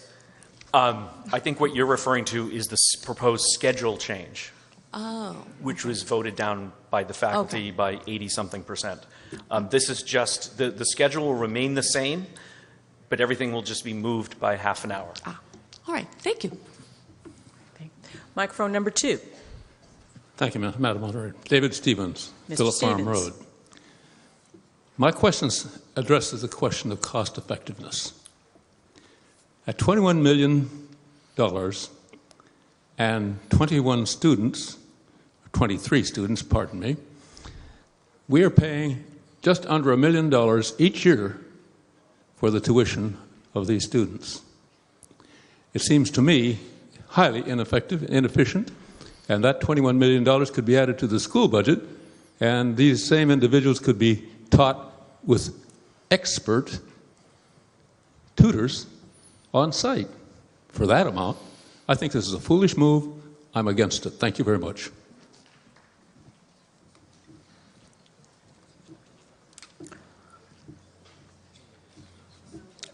Microphone number, is that one? Microphone number one. Matt Johnson, 21 Winthrop Street. Mr. Johnson. Some people might note as their car's going down the road when its odometer gets above 100,000 miles. And I just wanted to make the same kind of note tonight that the town and school budgets that we're voting on are crossing the $100 million mark. And also to note that if you look historically at our budgets, we hit the $50 million mark at FY 2003, 15 years ago. So while I think that these budgets have all been approved, they're all passing without that much debate or comment, I think as we look forward, we need to think about in the next 15 years, with a stable population in the town, can we afford to double yet again our expenses as a populace? Thanks. Thank you, Mr. Johnson. No clapping. Thank you all. Microphone number 4. Linda Manning, 84 Silver Hill Road. Ms. Mann. I was one of the parents on the Start School Later committee, and I just want you guys to know that we looked at every possible free option that we could come up with. I mean, we really dug deep because we wanted to avoid having to ask for money. And despite all of our attempts, we literally could not come up with something that did not include separating the busing between the elementary schools and the high schools. And I know this is asking a lot, but I just really want to hope that you will vote for this, because the research, if you haven't seen it, is massive. The entire Middlesex schools, Arlington, Lexington, I have the whole list here. They are all of the principals from that entire school district have approved of starting school laters. There is statewide legislation that's looking at it because of the science behind it. We all pay so much money for our kids to go to school. Many of us move to Concord because of the great schools. I am one of them. And to have our kids fall asleep in their first period means that they are missing out on some of the education that they could be receiving from all this money we're spending. So obviously I felt very strongly. I just want you to know that we really did try. This was really the only option that we could come up with. And I feel strongly that this can make a huge difference in using all this budget wisely that we spend on our kids. So I hope you will vote for it. Thank you, Ms. Mann. Seeing no one else at a microphone, it appears that we are ready for a vote on Article 16. This is a simple majority vote. Would everyone in favor of Article 16 please hold up your ballots? Thank you. All opposed, please hold up your ballots. The article passes by a near unanimous vote, and I do so declare. Now, it is now 8:35. We've been going for a little over an hour and a half, and I think our next article will be one that takes us a little bit of time. So I'm going to propose that we just take a 5-minute break right now. Get up, stretch, find the restroom, and then come on back.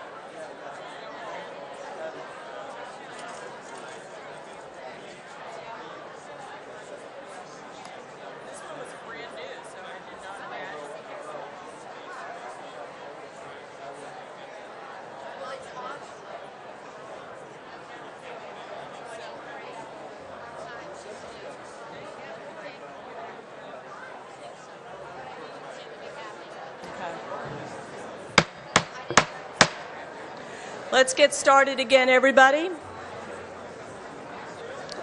Could everyone please take a seat so that we can get started again?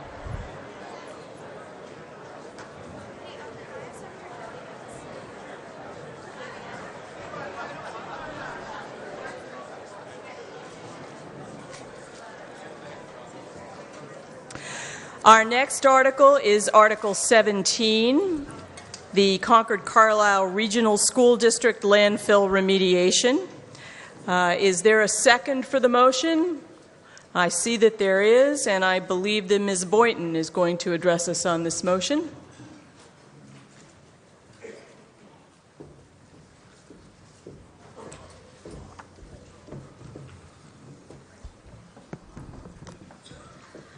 Joanna Boynton, 72 Chestnut Street, and I'm speaking as a member of the Concord-Carlisle Regional School Committee. Ms. Boynton. Thank you, Madam Moderator. Article 17 requests the approval of $1.2 million of debt authorization to be used for Concord's share of the required remediation of the landfill site on the Concord-Carlisle High School campus. Article 17 addresses the required landfill remediation at Concord-Carlisle High School, known at DEP as the Concord-Carlisle High School Eastern Parking Lot. It provides for Concord's share of the remediation cost and requires a majority vote at both Concord's town meeting tonight and Carlisle's town meeting on May 2nd, as well as a majority vote at their respective polls this spring. The cost is expected to be assessed annually over a 10-year period and results in an estimated annual tax impact of approximately $16 to the median tax bill. This slide depicts a bird's eye view of the high school campus. The darker gray building at the bottom of the slide is the new high school. Route 2 is just out of sight below it. Above the high school, you see the parking lot where many of you probably parked this evening. And the BD Center is at the top of the slide, with its parking lot to the right as you face it. The targeted remediation is on the east side of the campus and what used to be known as the student parking lot for the old high school. The entire orange shaded area in the upper right of the slide is the area that contains the residual material from a former disposal site. The differences in the shading of the orange colors indicate the different elevations or depths at which the contaminants are found. The darker area shows where contaminants were found closer to the surface, and the lighter area a bit deeper. As many of you are aware, we've been at this for a long time. Back in the spring of 2011, this area, by virtue of the requirements set out by the MSBA, was identified as a contaminated site. For the next couple of years, the site was explored and investigated to determine types, location, and depths of the contaminants.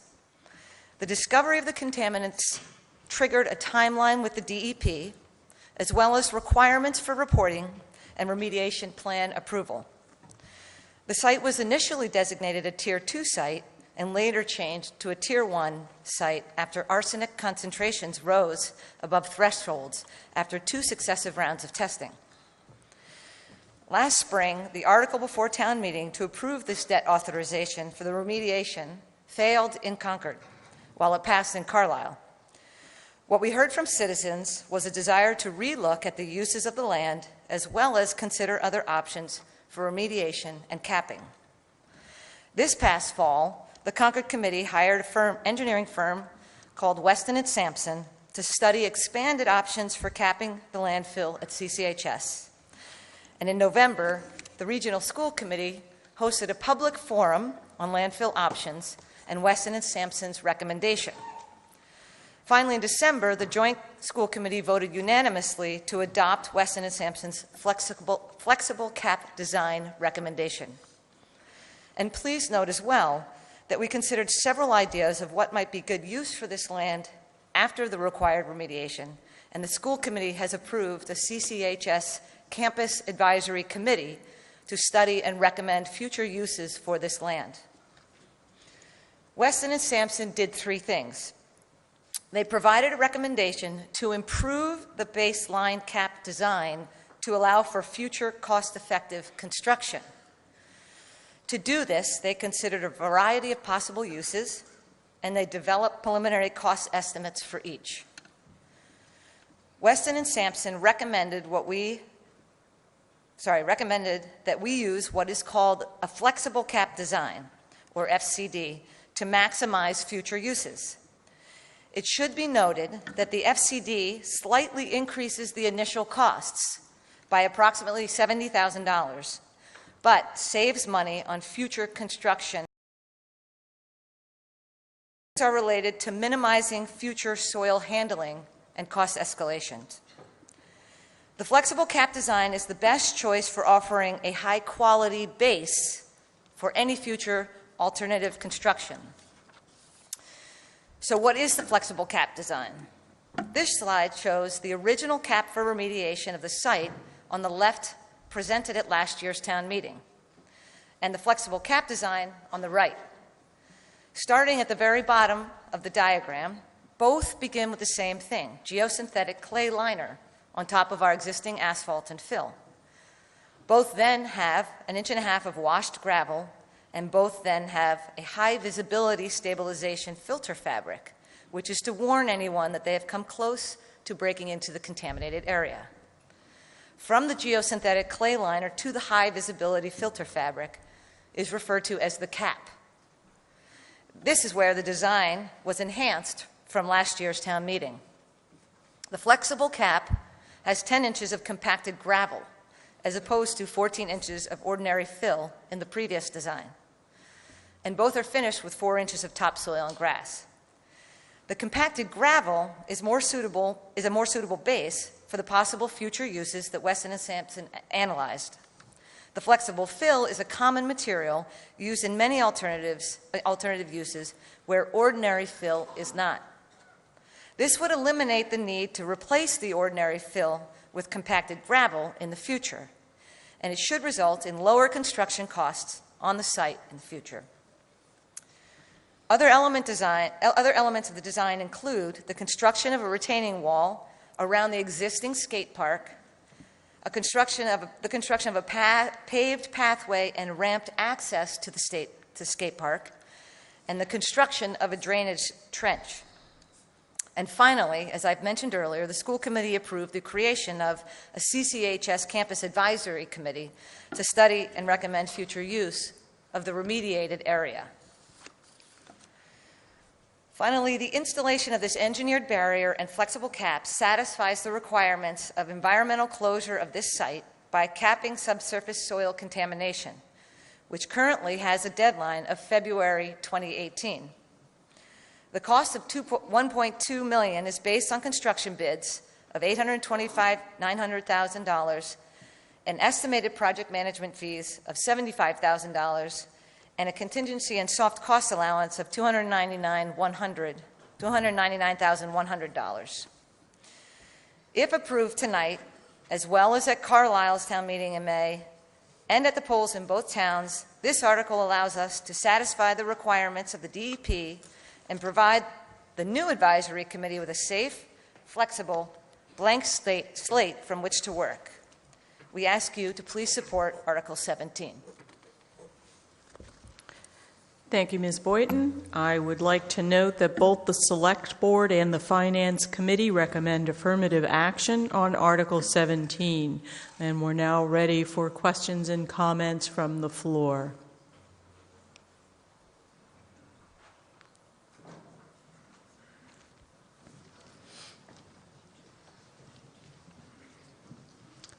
Microphone number 2. Villa Farm Road. Thank you, Madam Moderator. Question. What anticipated usages do you have in mind for this land? And what happens if this measure does not pass? Well, we have talked about many alternatives, from track to athletic fields to parking to all kinds of options, but the school committee feels very strongly that we would like to take care of our obligation to the DEP and cap this contaminated site and then with our advisory committee, explore all options with a blank slate and really do a needs analysis of what would be the best use of this land for the high school. The question, follow-up question on that, is it a mandatory? Yes. So you're saying that this measure must pass in some form or other? Yes. Thank you. Microphone number 3. That's you, Mr. Rothermel. Terry Rothermel, 330 Musketicud Road. Mr. Rothermel? I hope the town meeting appreciates the fact that what we have here tonight is the result of more work and dedication on part of the school committee than we have a year ago. It has been a positive impact. The school committee took upon themselves to hire a firm that was more qualified to do this analysis. The school committee and administration presented to Weston and Sampson several options that they would like Weston and Sampson to consider as part of the deliberations. I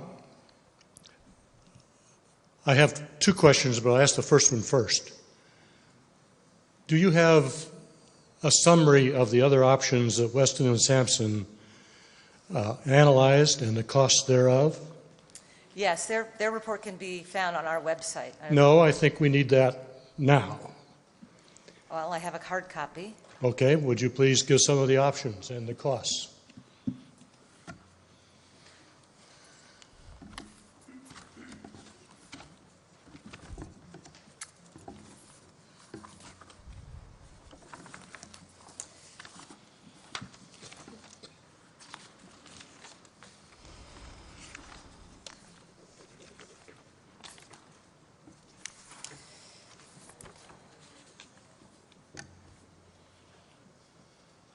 Are you saying we have that slide?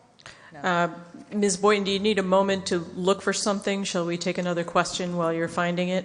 All right, I'll go on with the others. Well, I have it in front of me. I'll do Okay. my best to articulate what this says, but the alternatives that Weston and Sampson considered were a cap only, which we saw as the original, the flexible cap only, which we are proposing tonight, practice athletic fields, competition athletic fields, 6-lane track and field, and 8-lane track and field. What were the costs there for those? Well, there are all kinds of costs. So present day cost to do the cap only is $987,000. A flexible cap is $1,072,000, which accounts for the difference in the initial cost difference that I mentioned. Practice athletic fields, $1,179,000, and then we went into total cost of a competitive athletic fields. Again, these are estimates: $1.6 million. 6-lane track, $2.6 million. 8-lane tracks, $2.7 million, roughly.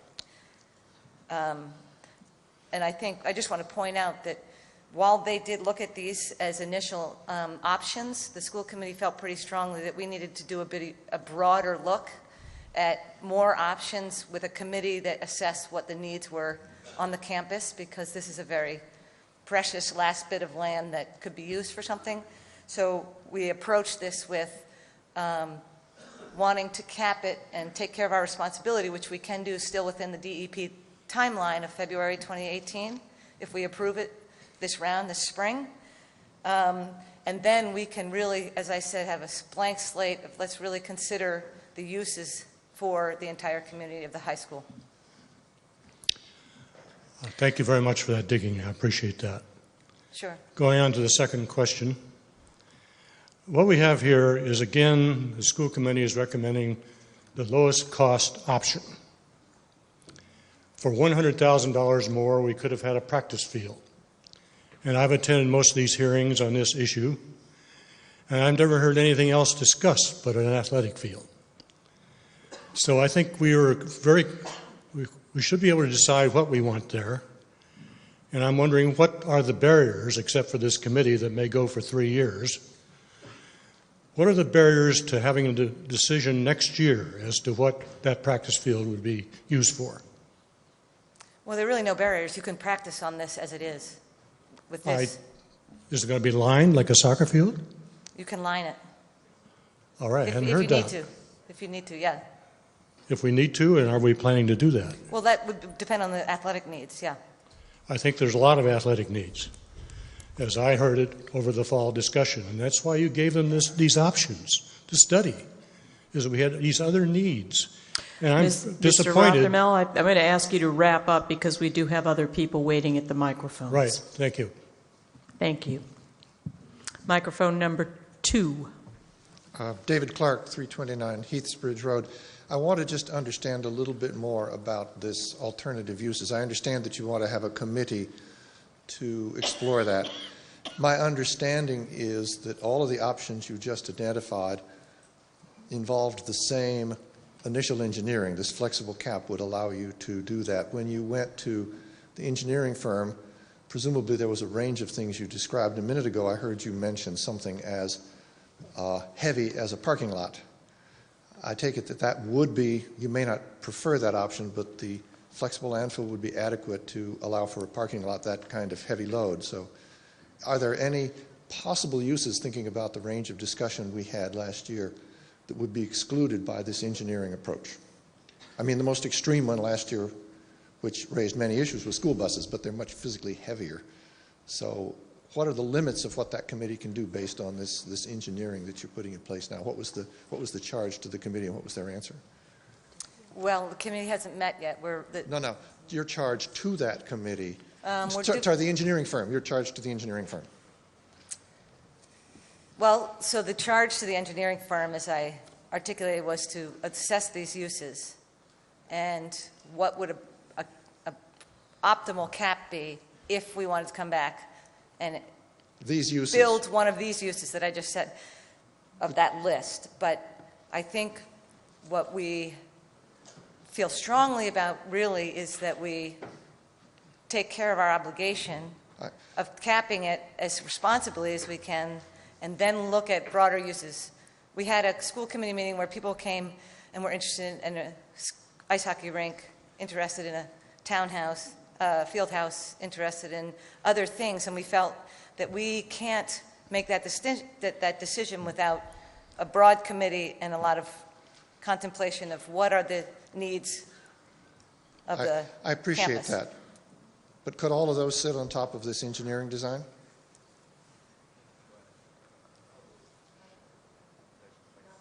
What? Mr. Fink, you'll need to come to the microphone if you're going to respond.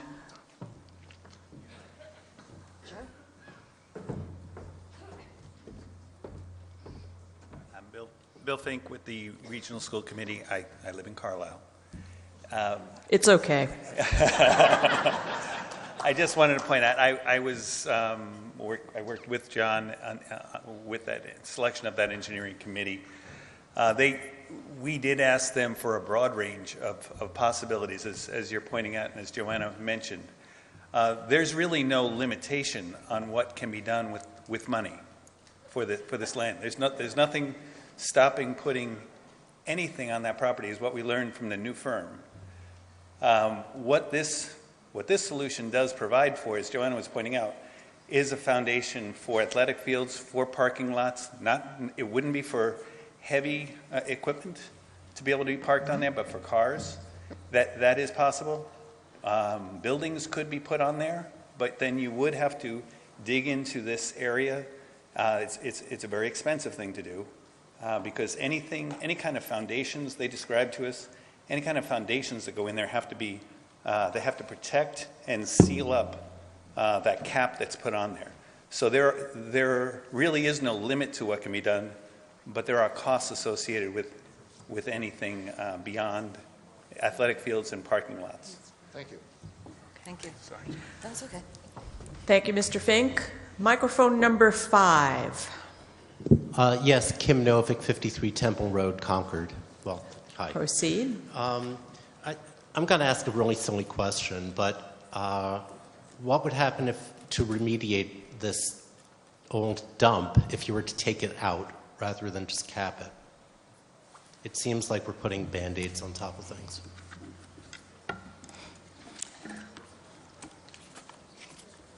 I'm just checking. I think I might have a slide to answer that, but I don't. I'm checking my slides.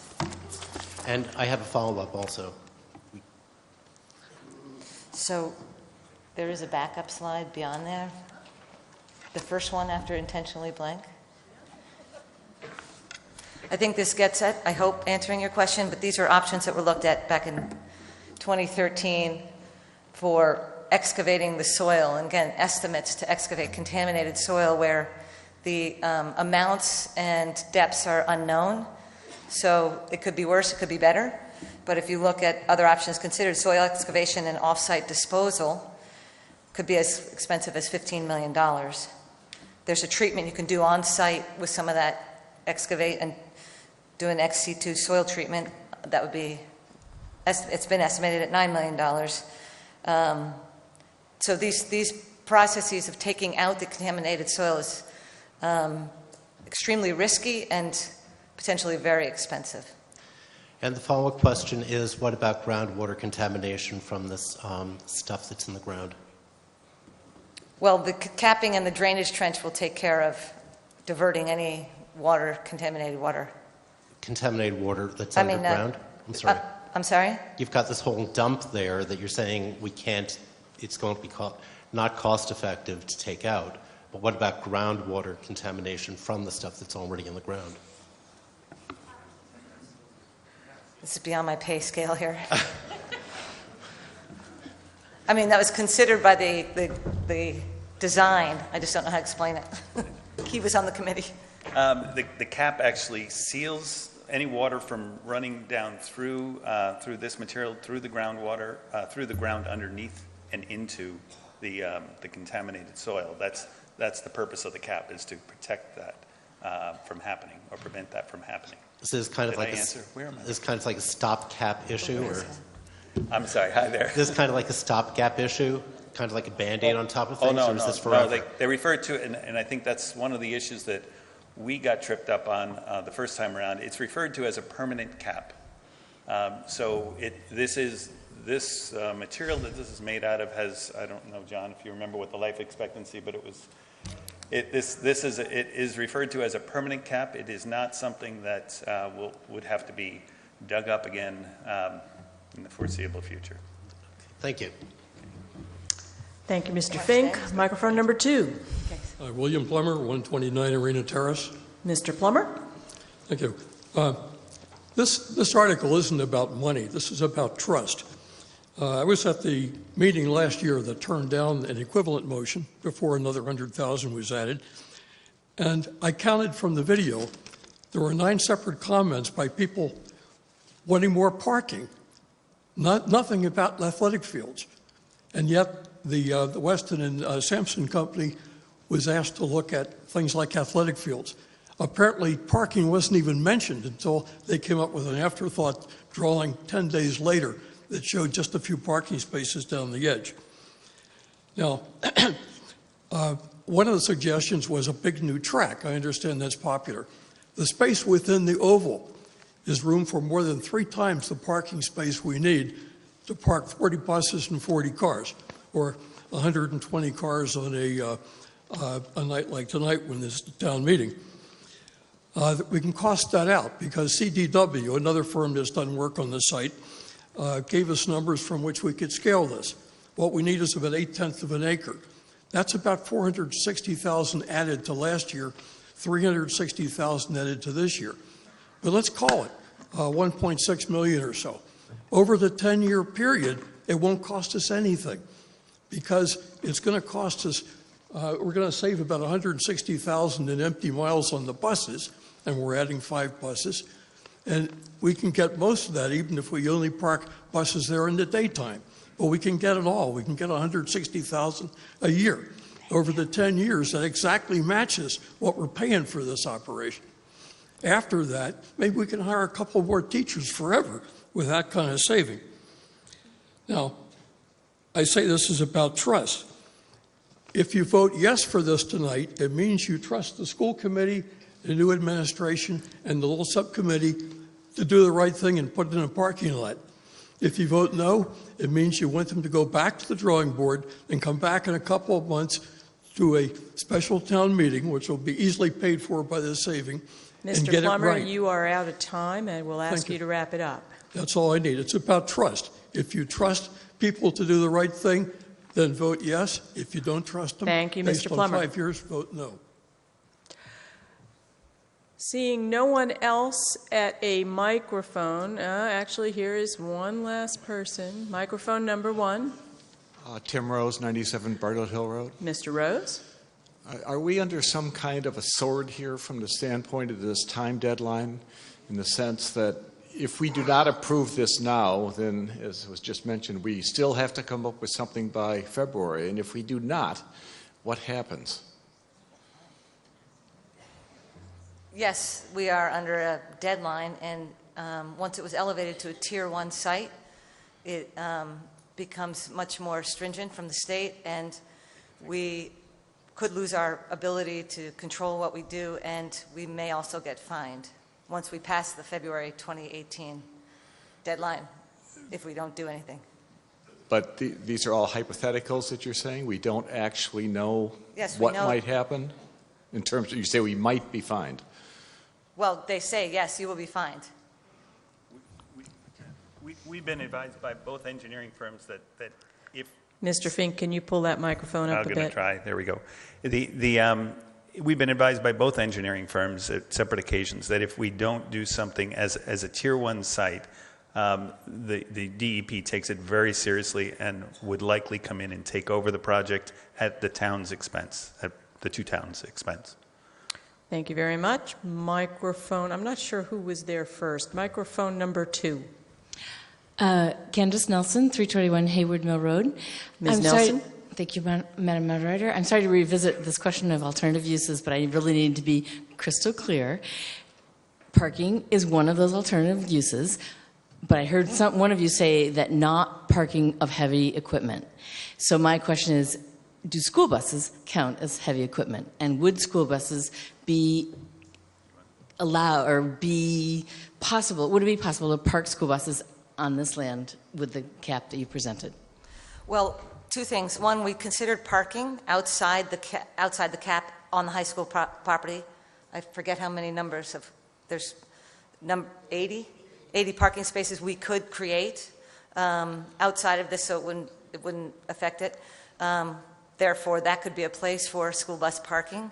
But no, I believe that without something different and change to the design, that we could not sustain school buses on a parking lot if we were to choose to put a parking lot on the cap. Okay. Thank you. Thank you. Microphone number 5.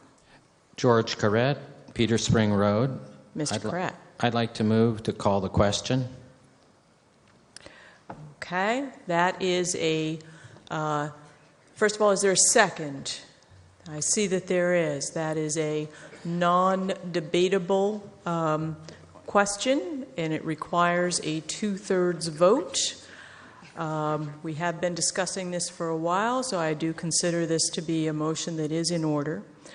All in favor of moving the question, please hold your ballots up.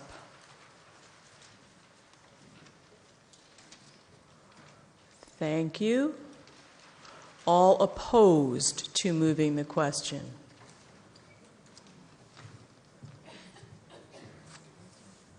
Let's just look at this again. Put those down, please. All in favor of moving the question, put your ballots up.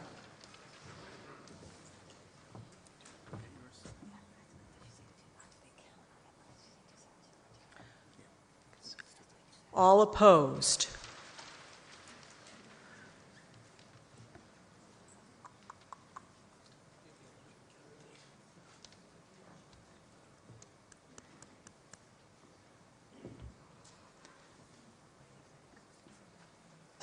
You can put those down. How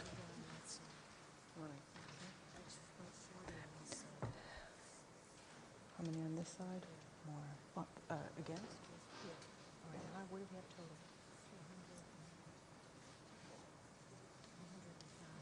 409. Okay, we have 409 people present. We're going to ask those opposed to put up their ballots one more time, and we're going to see if we can eyeball count this without having to take a physical count, a standing count vote.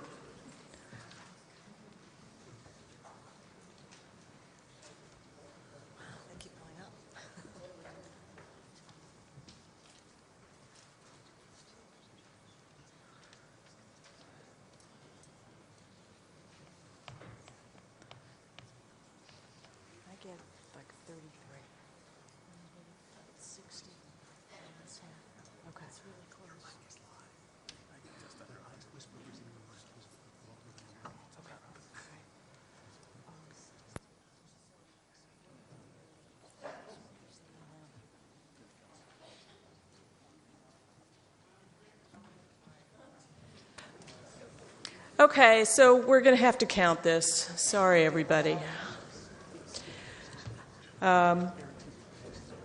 Tellers, please get organized. And Mr. Fisher, let me know when you're ready and we will have people stand.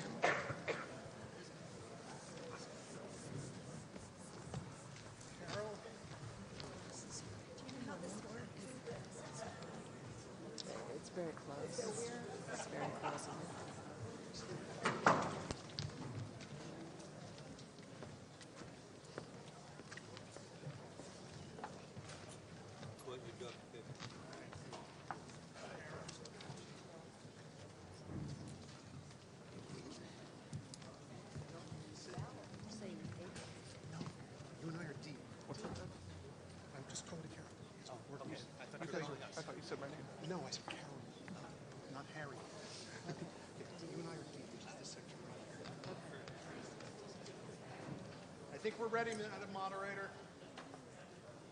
All right, the tellers are ready to count the vote. I think we need the doors closed over there. Microphone. Thank you. I think we need the doors closed. We're ready to count the vote. Would everyone in favor of moving the question please stand and hold your ballot high so that the tellers may count you?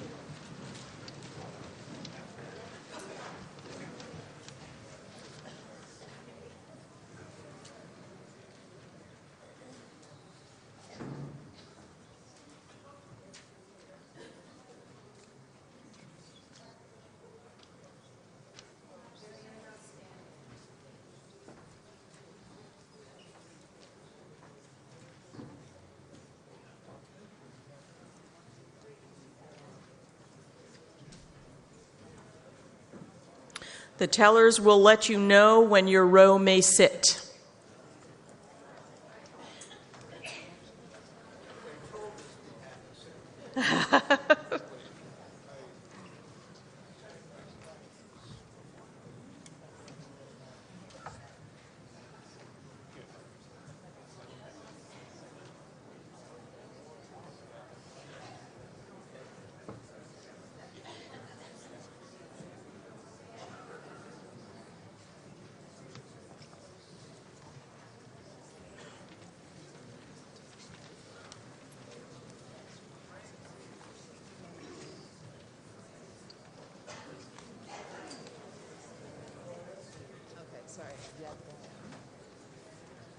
You stay here. I'll be right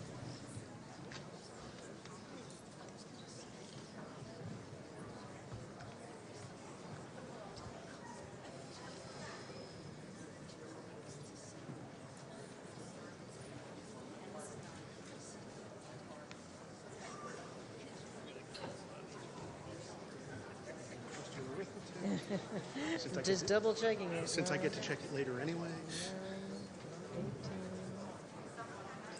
6.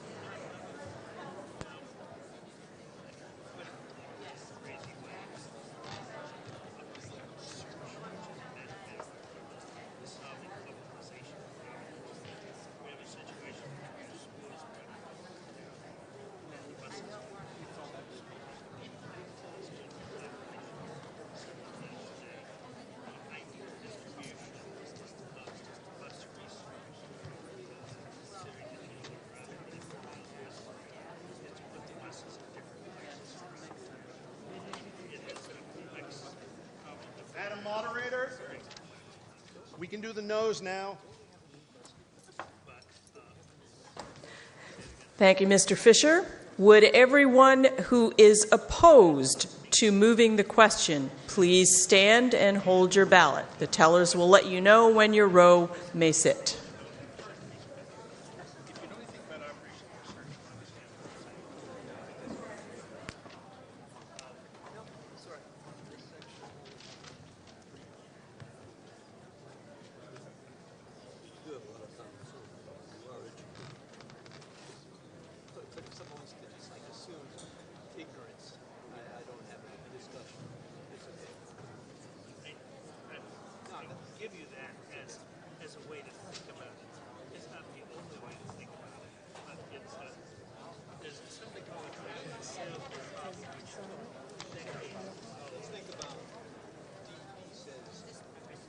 Okay, and then since I think you have one more hand than I do. Oh. Thank you.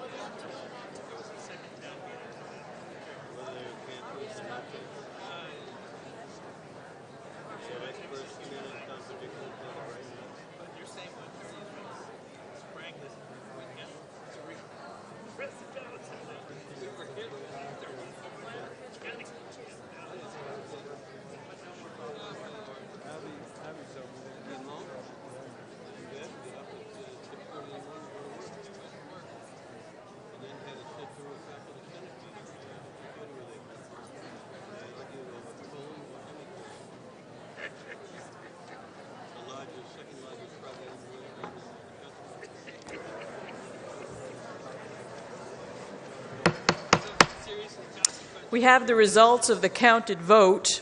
270 votes were cast. 171 votes were in favor of calling the question. 99 votes were opposed to calling the question. 2/3 of 270 votes would have been 180, and so the motion fails. We will therefore resume discussion. Is there someone who was at a microphone who would like to come back? Microphone number 3. D. Ortner, 169 Thoreau Street. I have 2 questions. The first one deals with the process that I understand there will be 2 towns that have to take a vote at town meeting, and then there is another special election. Can you please tell me what the process will be if it passes at both, if it passes only at one, and then the special election? Please just provide that detail. So it must pass, to pass at all, it must pass Concord town meeting vote, Carlisle town meeting vote, and at the polls in Concord and at the polls in Carlisle. If any one of those doesn't pass, it doesn't pass. And the deadline then is something can reoccur, like this process can reoccur until next February, is that correct? Well, our deadline for remediating the site is February 18. okay. So presumably, yes, if you wanted to try and get a special town, is that what you're saying, like another round of this? Correct. Then that's essentially enough time to have this experience again and be able to presumably remediate after it before February 2018. Okay. My second question is, in your slide about costs, you had approximately 25% for contingency and soft costs. Could you please tell me what is the percentage for contingency and give me some examples of soft costs? We're going to bring a third person up here.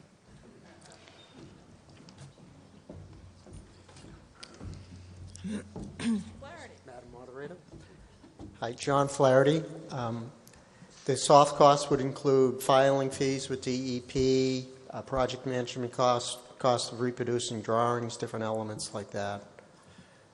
If there were additional services required, surveying and so forth, there would be a number of those things. Okay. A couple of points I'd also like to make is this site needs to be remediated by February 6, 2018.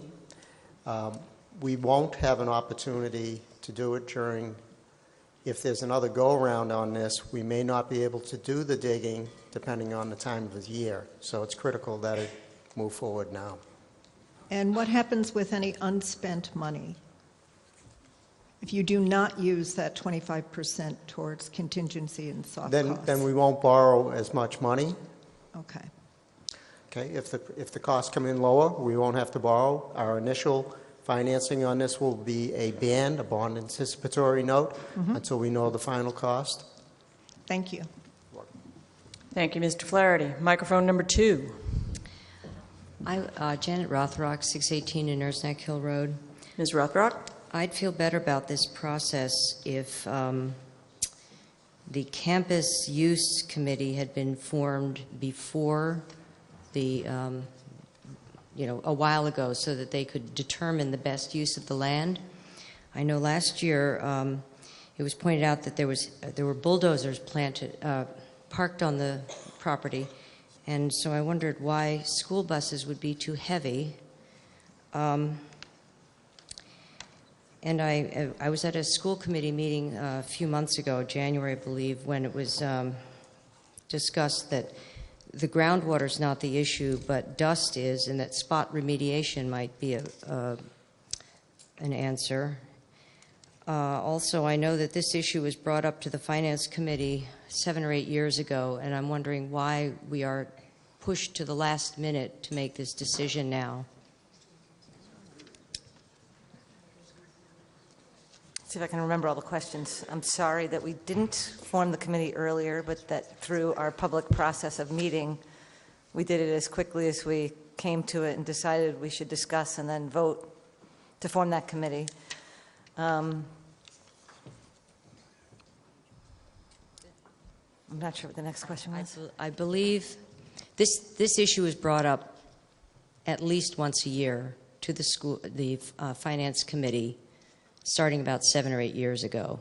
Well, the process started in 2011 of this site, and I didn't take you through all the detail of the history, but there's 4 phases that have to be filed with DEP in a particular order, with particular filings, particular time, with a particular commitment to what is next, and some of that takes town approval. So by last year, we had finished that process, and we were before the town for the approval, and it didn't happen.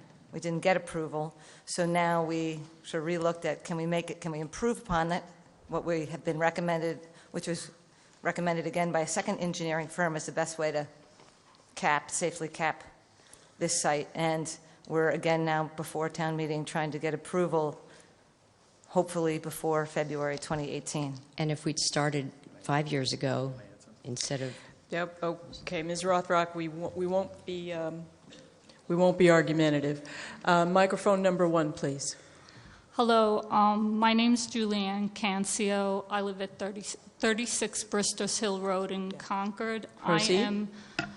Thank you. I am the nearest abutting neighbor to that landfill. I've been following it from day one, and I'd like to say a couple of things. First of all, this article is about remediating the contaminated landfill. It's not about what we're going to do later. I know everybody wants to talk about that, but first and foremost, and the most important thing, is that we remediate this landfill, because groundwater in a public drinking water zone. That's the reason that it's classified as a Tier 1. I spoke to the DEP myself, and that is the reason that it became a Tier 1, because the groundwater became contaminated in 2013, and with the wells that are there and the monitoring that they do 4 times a year, I think it is, those numbers came back, and they just kept getting worse and worse and worse. And once it reached a certain level, they had to classify it when it started contaminating the groundwater. And because it's in a public drinking water zone, it becomes a public safety issue. And anyone that gets their water from the U-Cargill well would hope that it would never reach the well, but it's contaminating groundwater in a zone that they feel that it was important enough to do that. So that's the first thing I want to do. The second thing is that I think that the school committee went through a lot of talking and meetings and public hearings to explain all the options over the years. They took a lot of time. They listened to a lot of people about a lot of things. And they were very good about trying to come up with a solution to solve the problem, the immediate problem, which is stopping that groundwater contamination and protecting the public safety, and leaving us with an option that would buy us I'm afraid you'll have to wrap it up. All the time that we need in order to discuss the future options. This is the best solution right now for us to get this done. Thank you. Thank you. Microphone number 2. Good evening. My name is Tom Rarick, 315 College Road. Mr. Rarick. I want to thank the school committee for engaging a contractor to evaluate options and come up with an option that gives more, a remediation option that gives more capabilities than the previous plan. I would like to move to amend the motion under Article 17 with 7 words, to add the words "to provide parking for buses and cars," following the words "landfill remediation." The purpose for that is to enable the remediation to proceed on a schedule needed to meet the deadline, and also to ensure that the input from the last town meeting, which covered parking extensively, is recognized as the direction that we would like to go with the options that you enumerated. Okay, thank you very much. We will now proceed. Oh, is there a second for this motion? I see that there is. We will now proceed to discuss the motion to amend. And is it possible to put that up there on the screen for us? We're working on that. Anyone who comes now to the microphone should be coming to discuss the amendment and not the article itself. And we will vote on the amendment, and depending on how that comes out, we will then return to discussion of Article 17. Microphone number 3. Oh, would you first restate what the amendment is? Yes, I'm happy to do that. The motion with the amendment will read as follows. Ms. Boynton moves that the town will vote to approve $1,200,000 of debt authorized by the Concord Carlisle Regional School Committee for landfill remediation to provide parking of buses and cars. That's the new language. Provided, however, that this approval shall be contingent upon passage of Proposition 2.5 debt exclusion referendum, et cetera. And that was in the original motion. Yes, you may comment. Alan Whitney, 178 Heathsbridge Road. Yes. It's been pointed out that the huge advantage of getting the buses to park in this area during the day, and the considerable cost savings that would accrue due to doing that. I just wanted to ask the question, has it been, as I understand it, cars can park on what is now being proposed, but buses may be too heavy. Is that correct?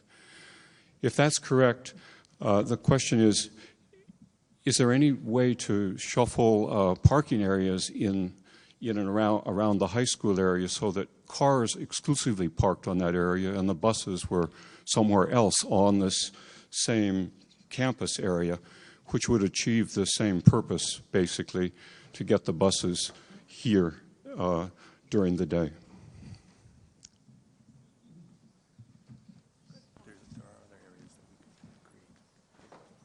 Well, so the proposed cap could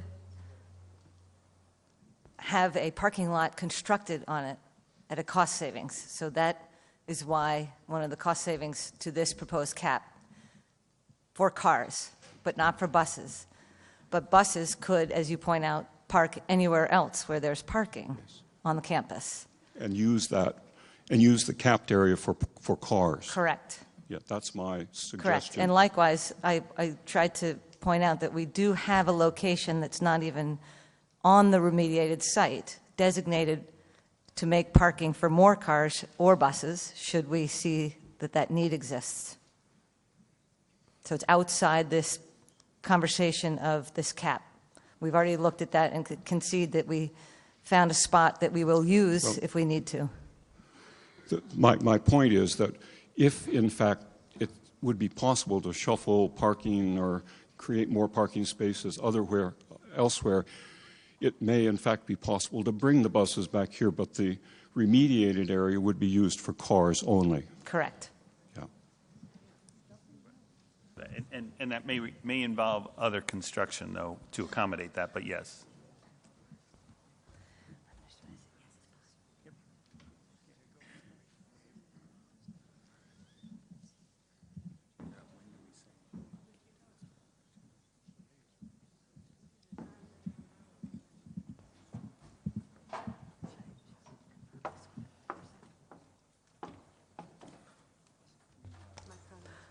Microphone number 3.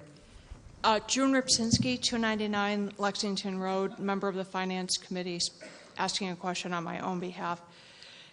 As currently drafted, with the amendment saying that the borrowings would provide for parking of buses and cars, would the school committee's hands be tied in moving forward because the design will not allow buses, and that if we vote this as written out of the gate, you can't move forward to remediate?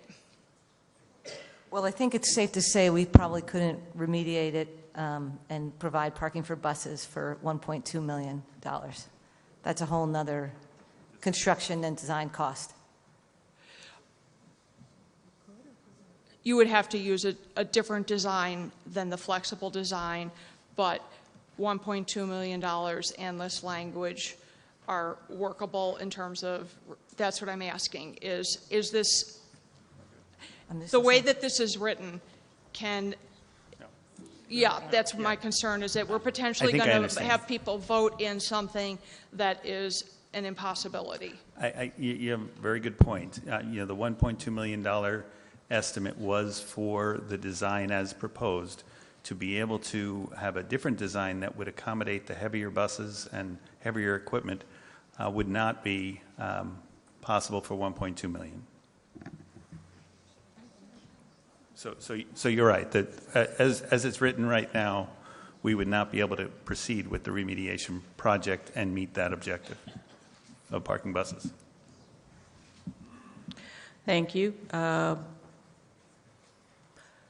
Microphone number 2, and I see that our amendment maker wishes to say something.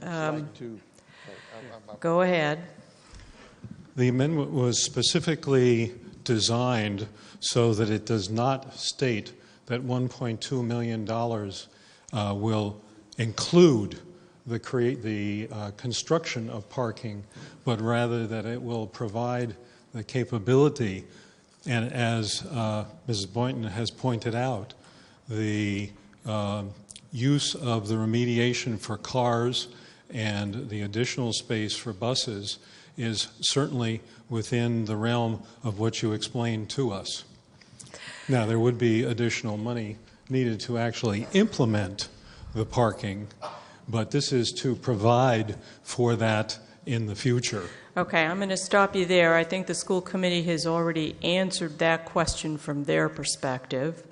Do you want to clarify? If what you're saying is the language that's in there, like as I said earlier, you could do anything on this property with additional funds. We could remediate according to the current design, and at a future time be able to redesign, rebuild it in such a way that it would accommodate bus parking. If that's what you're proposing, then the answer is yes. I understand that. All I'm doing with my amendment is to take that possibility and indicate that the town of Concord would like that possibility to be the one that's selected rather than a track or other of the alternatives. Okay, thank you very much. I think we see the purpose of the amendment. Microphone number 1. Thank you. Adam Snodgrass, Main Street. Mr. Snodgrass? Yeah, Ms. Moderator, I just want to use this time to ask my fellow citizens to vote no on this amendment. It's clear that what we have in this proposal now is we have options for the use of the land, and that those options are being delegated to this, I believe, CAC, if I'm saying it correctly. And I think that's a good use of a decision-making, to allow the people on this campus to propose what they want for the campus, and of course within the budgetary limitations that the town sets on them through our votes at our annual town meetings. I'm very concerned about a preoccupation that if buses were parked at the high school, that they therefore must be parked on that particular piece of land. But I was also deeply concerned last year that there would be any piece of land at the high school that we would simply forego future use of, that we would say, okay, well, this is off limits, and that's all we can do here. So I think you've done a great job here, and I'm in favor of the motion, and I'm opposed to the amendment. Thank you. Thank you, Mr. Snodgrass. Microphone number 6. Ann Hayden, 342 Sudbury Road. Ms. Hayden. I just want to make sure I understand the amendment. My reading of it is that only parking for cars and or buses can be done on the landfill area. I'm sort of wanting to make sure that it's not you can do that or something else. That's all that can be put on the landfill. There can't be any field that's also put on some of it. It certainly am I correct? reads that way, yes. Okay, then I agree with the previous speaker. I would like to urge everyone to vote no, because I think we want to have our options going forward as to what should happen in the future, and this takes away options for the future. Thank you. Thank you very much. Microphone number 5. Ramon Cancio, 36 Bristers Hill Road. I guess Ms. Hayden said exactly what I was going to say. So we want to have the committee, if someone explore the options instead of trying to force something on the school committee. I'm also very concerned that if we were to, in fact, pass the resolution as it is, the town of Carlisle would certainly vote against this because forcing a decision that they, as I understand, would not support. They do support the flexible cap. And so one of those 5 things, us approving here, Carlisle, plus the 2 votes, certainly wouldn't get through. So we would be back in the same position where we were last year and not have made much progress. So I recommend voting to disapprove this amendment as it's written. Thank you. Thank you very much. Microphone number 1. Julianne Cancio, Bristers Hill Road. Ms. Cancio. I disagree with the amendment to this article. I think we should vote on it as it was before in order to leave our options wide open for many more hours of discussion on all the great things that we could do with that piece of land and not make the decision now. But with that original article, we could solve the most urgent problem of the contaminated groundwater. So please vote no to the amendment and yes to the original article. Thank you very much. Seeing no one else at a mic. Oh, thank you very much. Microphone number 6. Sorry, Karen Graziani, 333 Main Street. Proceed. I just wanted to echo the same comments as the people that spoke before me, because it seems like at town meeting we've been under the impression that everyone wants parking and therefore we should just pass parking tonight, and I don't think that's the case. I'm very appreciative of the work that the school committee has done on this and would like to see the committee pursue all of its options and have that opportunity to do so. Thank you very much. Microphone number 4. Beverly Bryant, 175 Conant Street. I wanted to thank the school committee for all the work they've done. And also just to say, if we have to compare the use of the land to keep kids active versus to have cars just sitting there all day, I know which one I'm going to choose. Thanks. Thank you. Microphone number 5. Amy McManus, Laurel Street. I would just like to move previous question on the amendment. Okay. That again is a motion that requires a second. Is there a second to moving the question? Thank you. I see that there is. This vote requires a 2/3 vote, and it's non-debatable.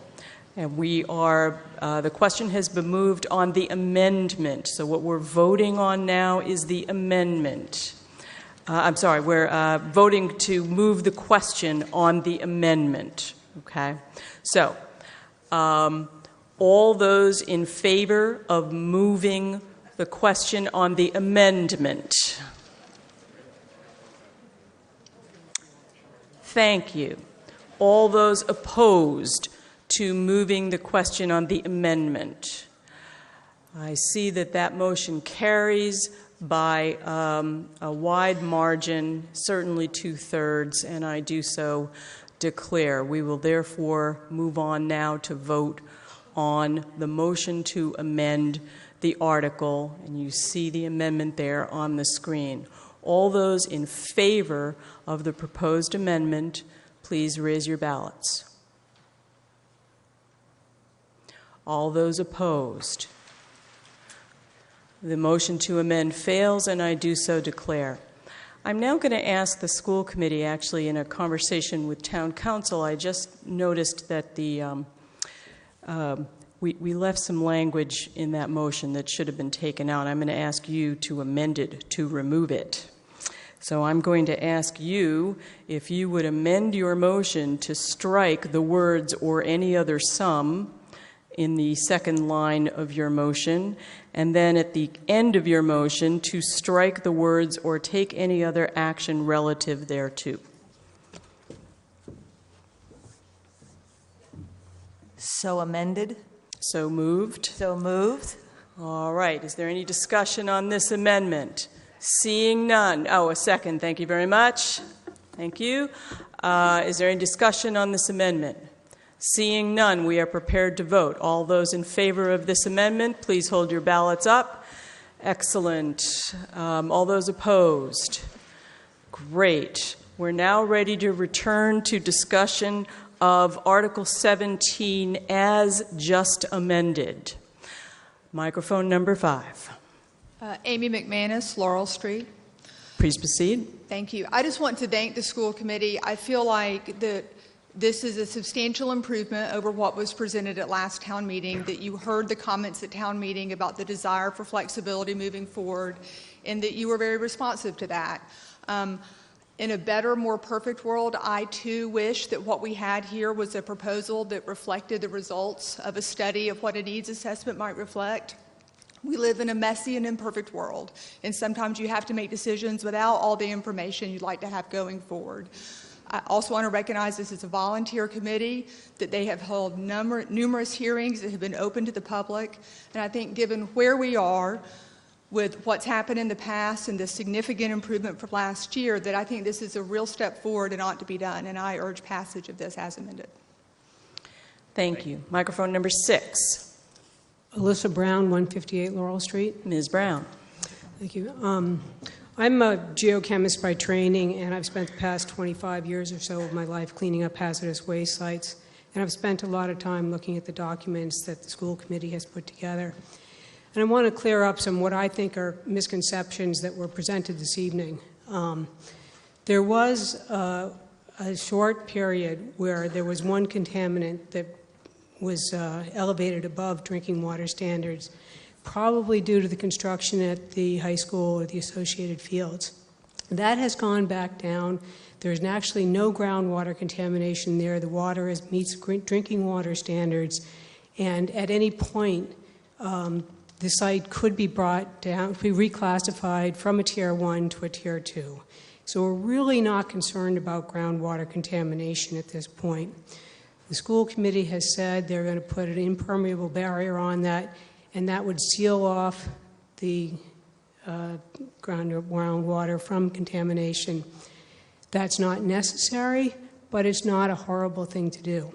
I just want to make sure that people understand we're not here to protect groundwater. Groundwater isn't an issue. There's no potential impact to the Hugh Cargill wells. And I want to make sure that people understand that because we're not dealing with contamination, we could puncture that cap in the future date. There's no reason not to. And so there is a great potential in the future to do various things with the field. I've also, I did bring up the point about perhaps remediating everything. I think the $15 million to excavate everything is a gross exaggeration. However, there is some risk involved when you don't know how much contamination is out there. So I think that the strategy that the school committee has selected is conservative, but is prudent, and it's our best interest to just move ahead at this point and support this option. Thank you, Ms. Brown. Microphone number 1. Thank you, Arthur Foreman, Nurse Neck Hill Road. I would like to emphasize the importance of dealing with this remediation issue. The town is dealing with this specific issue currently with DEP, But the town also deals with many, many other issues with that agency of the state government, as well as the federal government. We don't want to get into a fight over time limits, consent orders, and the like. This needs to be done. We should do it soon. I can tell you, having served on the Public Works Commission, that we have multiple permits that are before the DEP and various divisions within DEP. And I don't think it's a good idea strategically in the long term to put this off longer or ask for other consents to delay. Thank you. Thank you very much. Microphone number 6. Hi, Abby White, 851 Monument Street.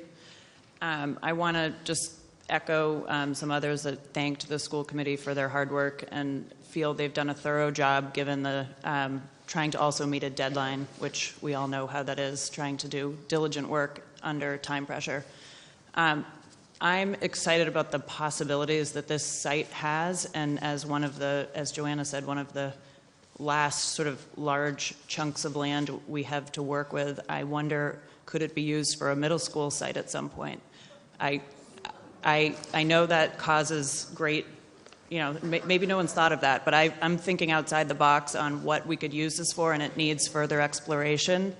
So I would like to see that played out and have the cap done. I'm in favor of this, and then really look at the uses, the potential uses for the land. Thank you. Microphone number 5. David Allen, Heathbridge Road. Mr. Allen. Thank you, Madam Moderator. In my own mind, trying to cut through to the bone here, I believe we would not have spent the time we have this evening had the school committee come forward with a proposal that also allowed for parking buses.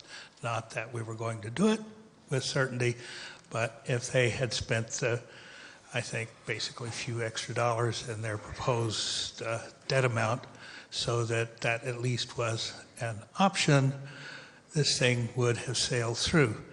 And I noticed that when we look back to town meeting a year ago, Bill Plummer's already pointed this out, I even created a little video of it, virtually all of the comments which rejected the proposal a year ago requested consideration of parking and some of it bus parking.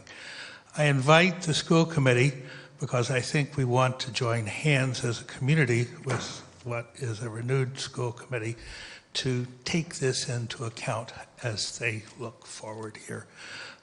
You got a message last town meeting a year ago. It would have been helpful had you included bus parking as one of the possibilities. Not all the buses.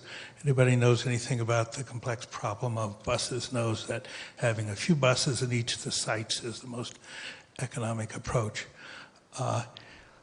Let's take this as a learning experience this time and try to move forward. Yes, we do need to remediate this thing. Thank you.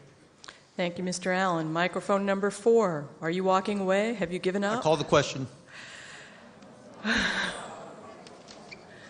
You were the last speaker. We were going to have the vote. Okay, that is, we need a second. Is there a second? Okay, there's a second. Yes, we need your name and address, sir. Ramon Cancio at 36 Bristers Hill. Thank you very much. So we have a motion to move the question. We have a second. This requires a 2/3 vote. It is not debatable. All those in favor of moving the question? Thank you. All those opposed? I see that the motion passes by well more than 2/3, and I do declare we will therefore proceed to a vote on Article 17 as amended. All those in favor of Article 17 as it has been amended and now appears on the screen? Thank you. All opposed? I see that carries by well more than a majority, and I do so declare we have affirmative action on Article 17. So I see that it's 5 minutes after 10 p.m. Oh, wait, I have the...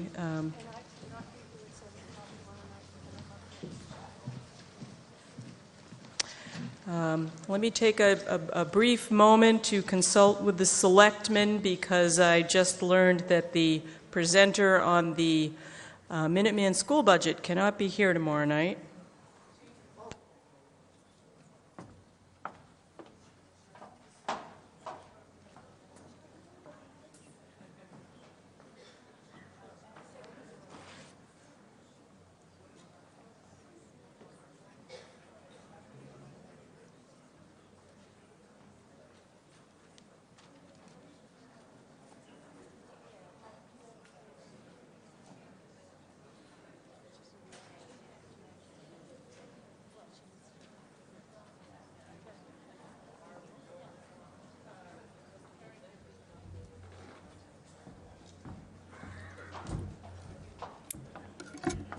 Mike Lawson, 1695 Lowell Road, member of the Select Board. Mr. Lawson. Madam Moderator, I move that we allow one additional article to be before town meeting this evening because the presenter for the next article isn't going to be available tomorrow. Is there a second? Thank you. Is there any discussion? All those in favor? Thank you. All those opposed? The motion carries, and we will hear from Ms. Flood on Article 18.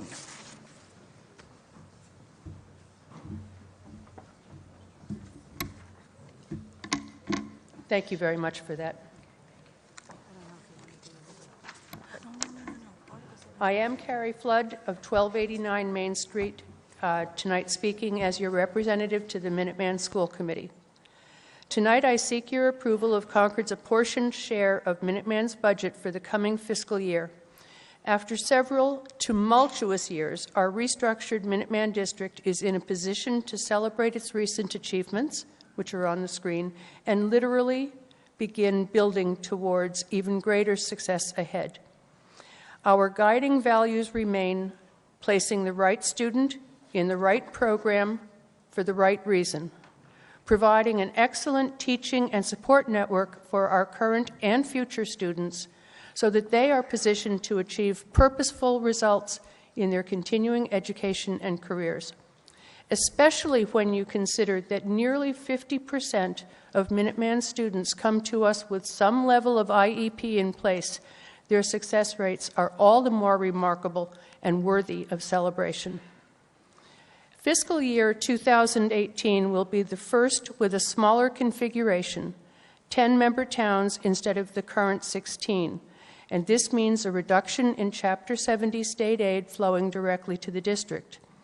While those currently enrolled from the withdrawing communities may continue through graduation from Minuteman as out-of-district students, we must anticipate less total tuition paid by non-member communities as we move toward our smaller design enrollment of 628 students in the new building.